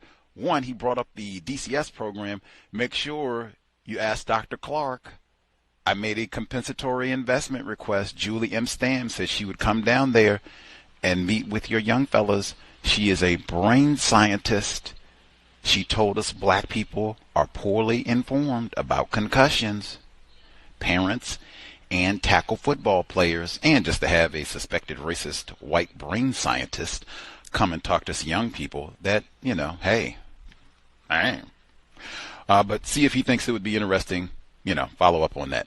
The other component, did you all hear how many times brain health popped up? We had that segment where they were talking about environmental racism, so-called, and they don't even know the impact of how having all the pollutions, poisons in the air and breathing all of that in, how that impacts your brain. And does that contribute to Alzheimer's disease? I would almost say, dang, we should read a book about that. That would have to be nonfiction, of course. We should read a book about that, but we already did. Harriet A. Washington, a terrible thing to waste. That's what the whole book is about, wasting our brain, and really how environmental racism is impacting the brains of black people, damaging the brains of black people. She even talks about food in that book and saying that eating healthy foods can help, but unfortunately everything they talked about, a lot of us, we eat foods that just make this way worse. Cheetos and the like. But I was amazed how many times the brain health came up in the segment. The neuroscientist conference was in San Diego. In fact, look at that. It was in San Diego, California last year.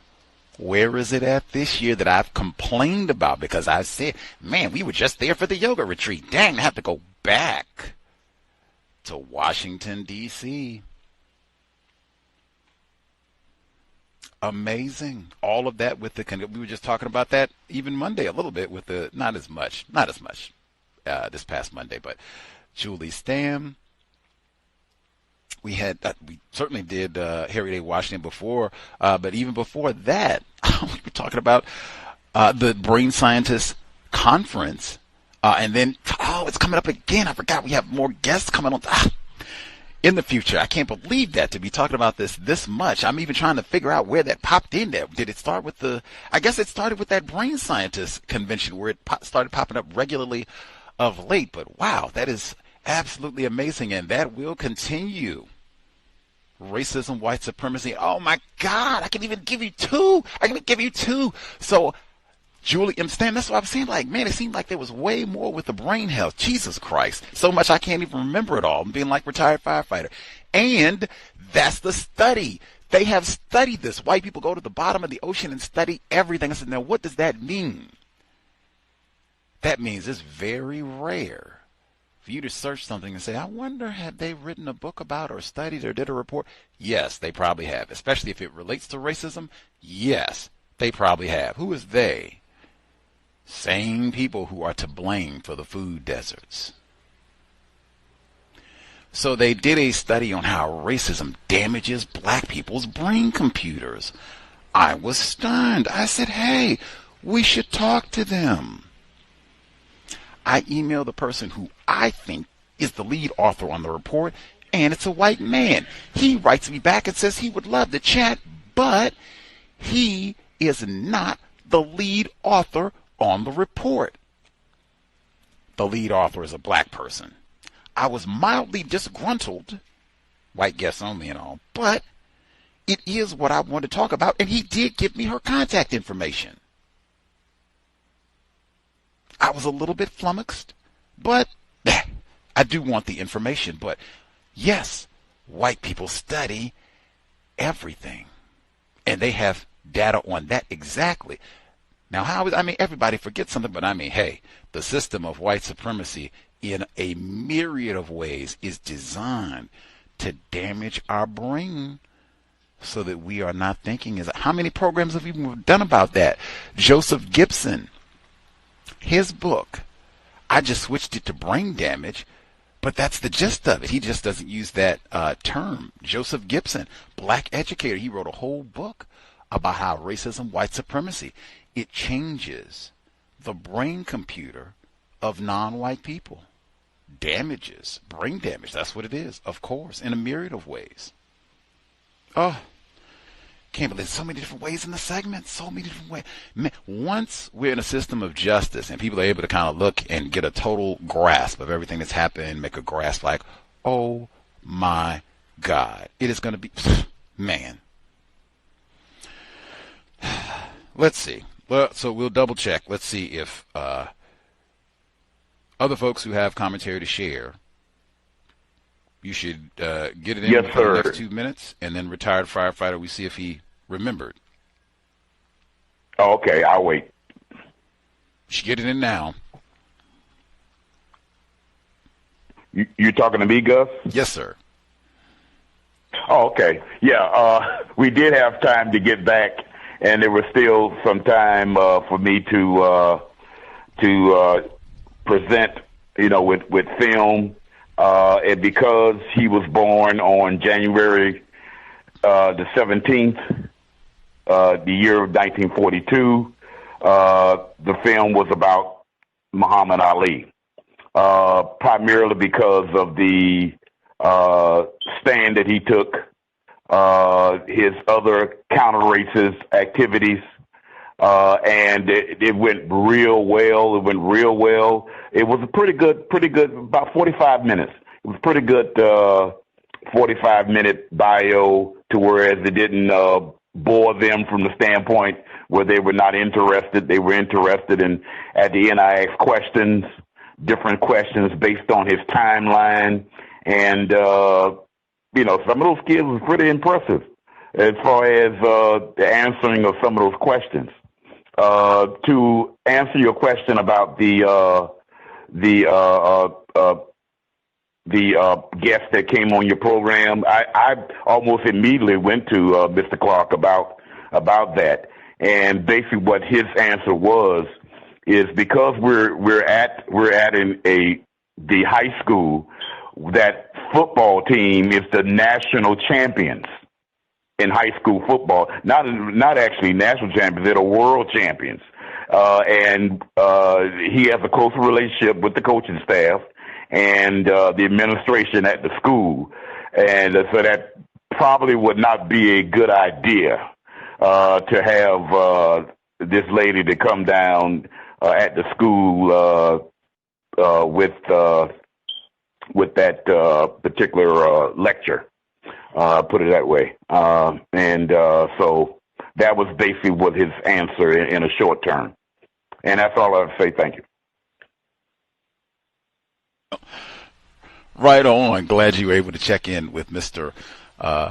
Clark. I'm going to guess here, and I could be wrong, but I'm going to guess that Mr. Clark did not actually hear Dr. Julie M. Stamm and or read her book, because she is not anti-football.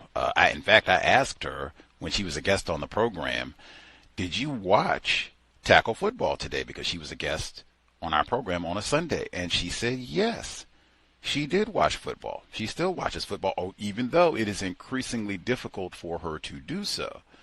But yeah, her book is not anti-football. Her book is, hey, it is not possible, just based on logic, it's not possible to play this game safely. You damn it, and particularly for that age group, you are the very ones at this age in the critical period where your brain computer is still developing. You are putting your brain at risk. That's really the crux of her message. Those are and the double emphasis. This was something I'd been thinking about, because she said those people. Who is those people? Those people who won world champs of football, whatever that means. Those people and their parents, if they are classified as black, those are the very people who need to hear what she has to say, because white people have done studies. Those people are most confused about concussions and the danger of tackle football. The players, the parents. We talked about that in detail on the program. But yes, we don't want to cause any conflict. I would encourage them to at least read the book.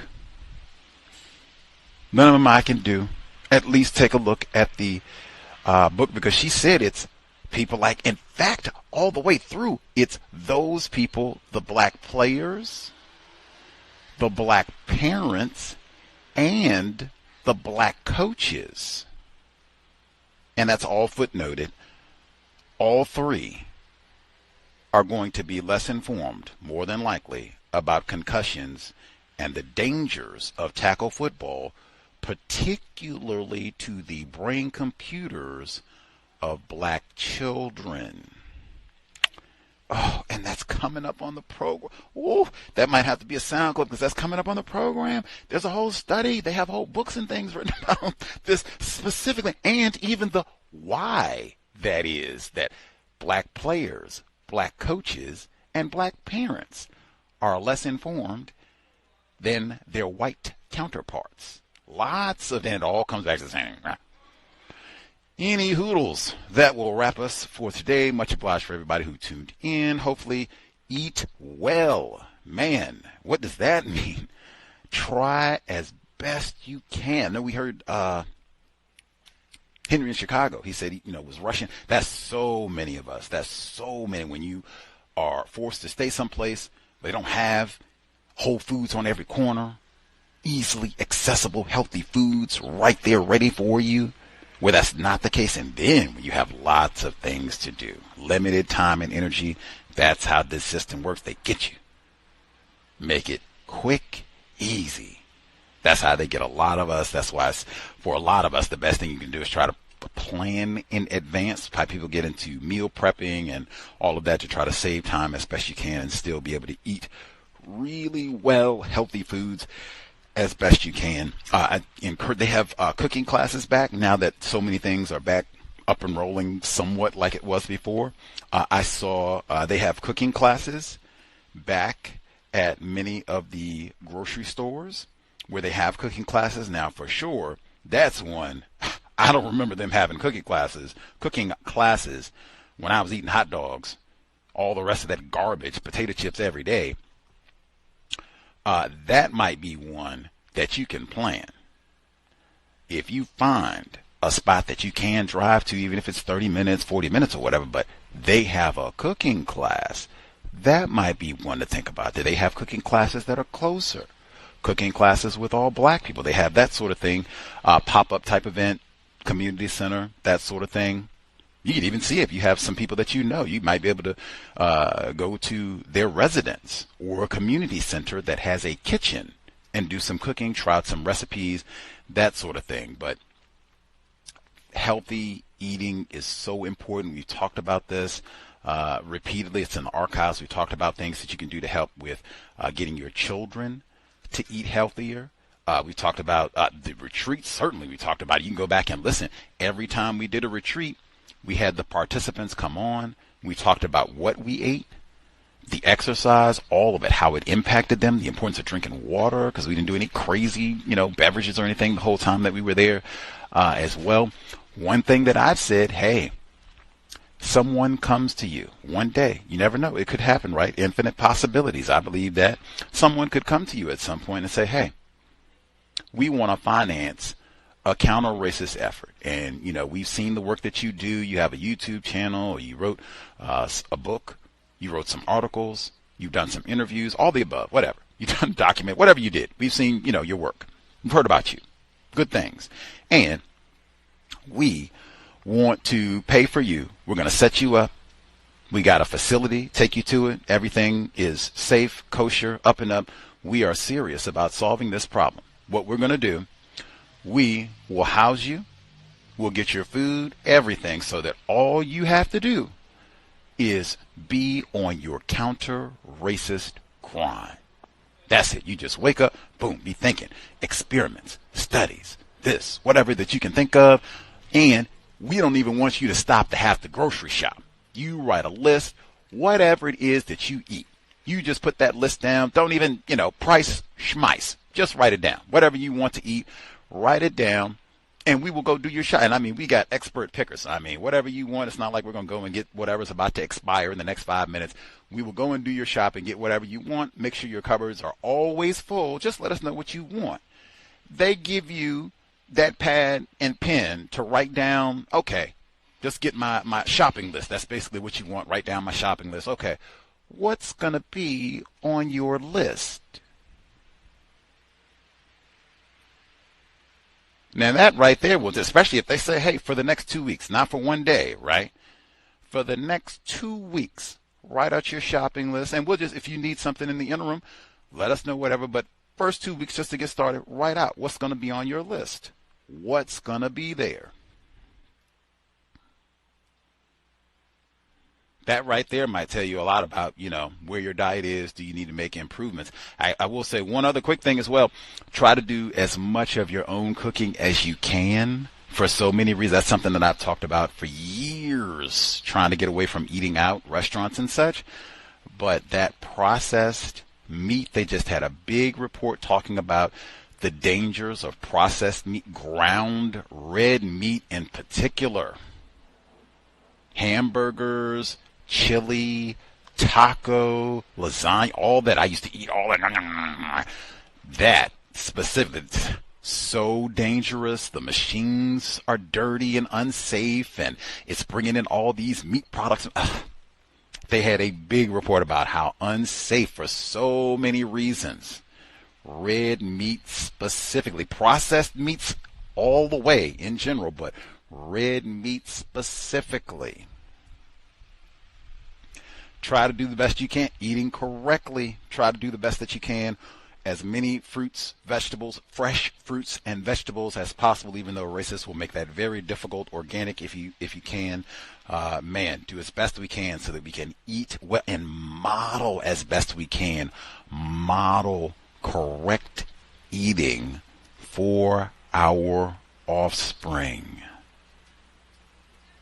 Irie said she was thinking that in advance. I'm not going to have my child walking around here being a sugar addict. That is getting closer to solving this problem. Sobriety would be best. That's right there. Fasting on the white sugar like Henry and Chicago's wife. Fasting on all of their narcotics.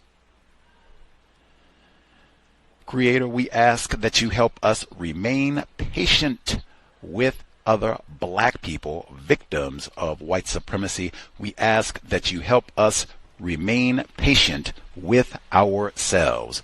Remind us to demonstrate the highest levels of black self-respect at all times, in all places, each and every time we are in contact with another black person. It has been time. Replace white supremacy with justice immediately. No name calling, no gossiping, no throwaway offspring. Cal signing out. Thanks all for tuning in. Nigga, you so brainwashed. I'm a victim, brother. No problem. You're a victim. I'm a victim of 400 years of conditioning. Shut up. The man has programmed my conditioning. Even my conditioning has been conditioned.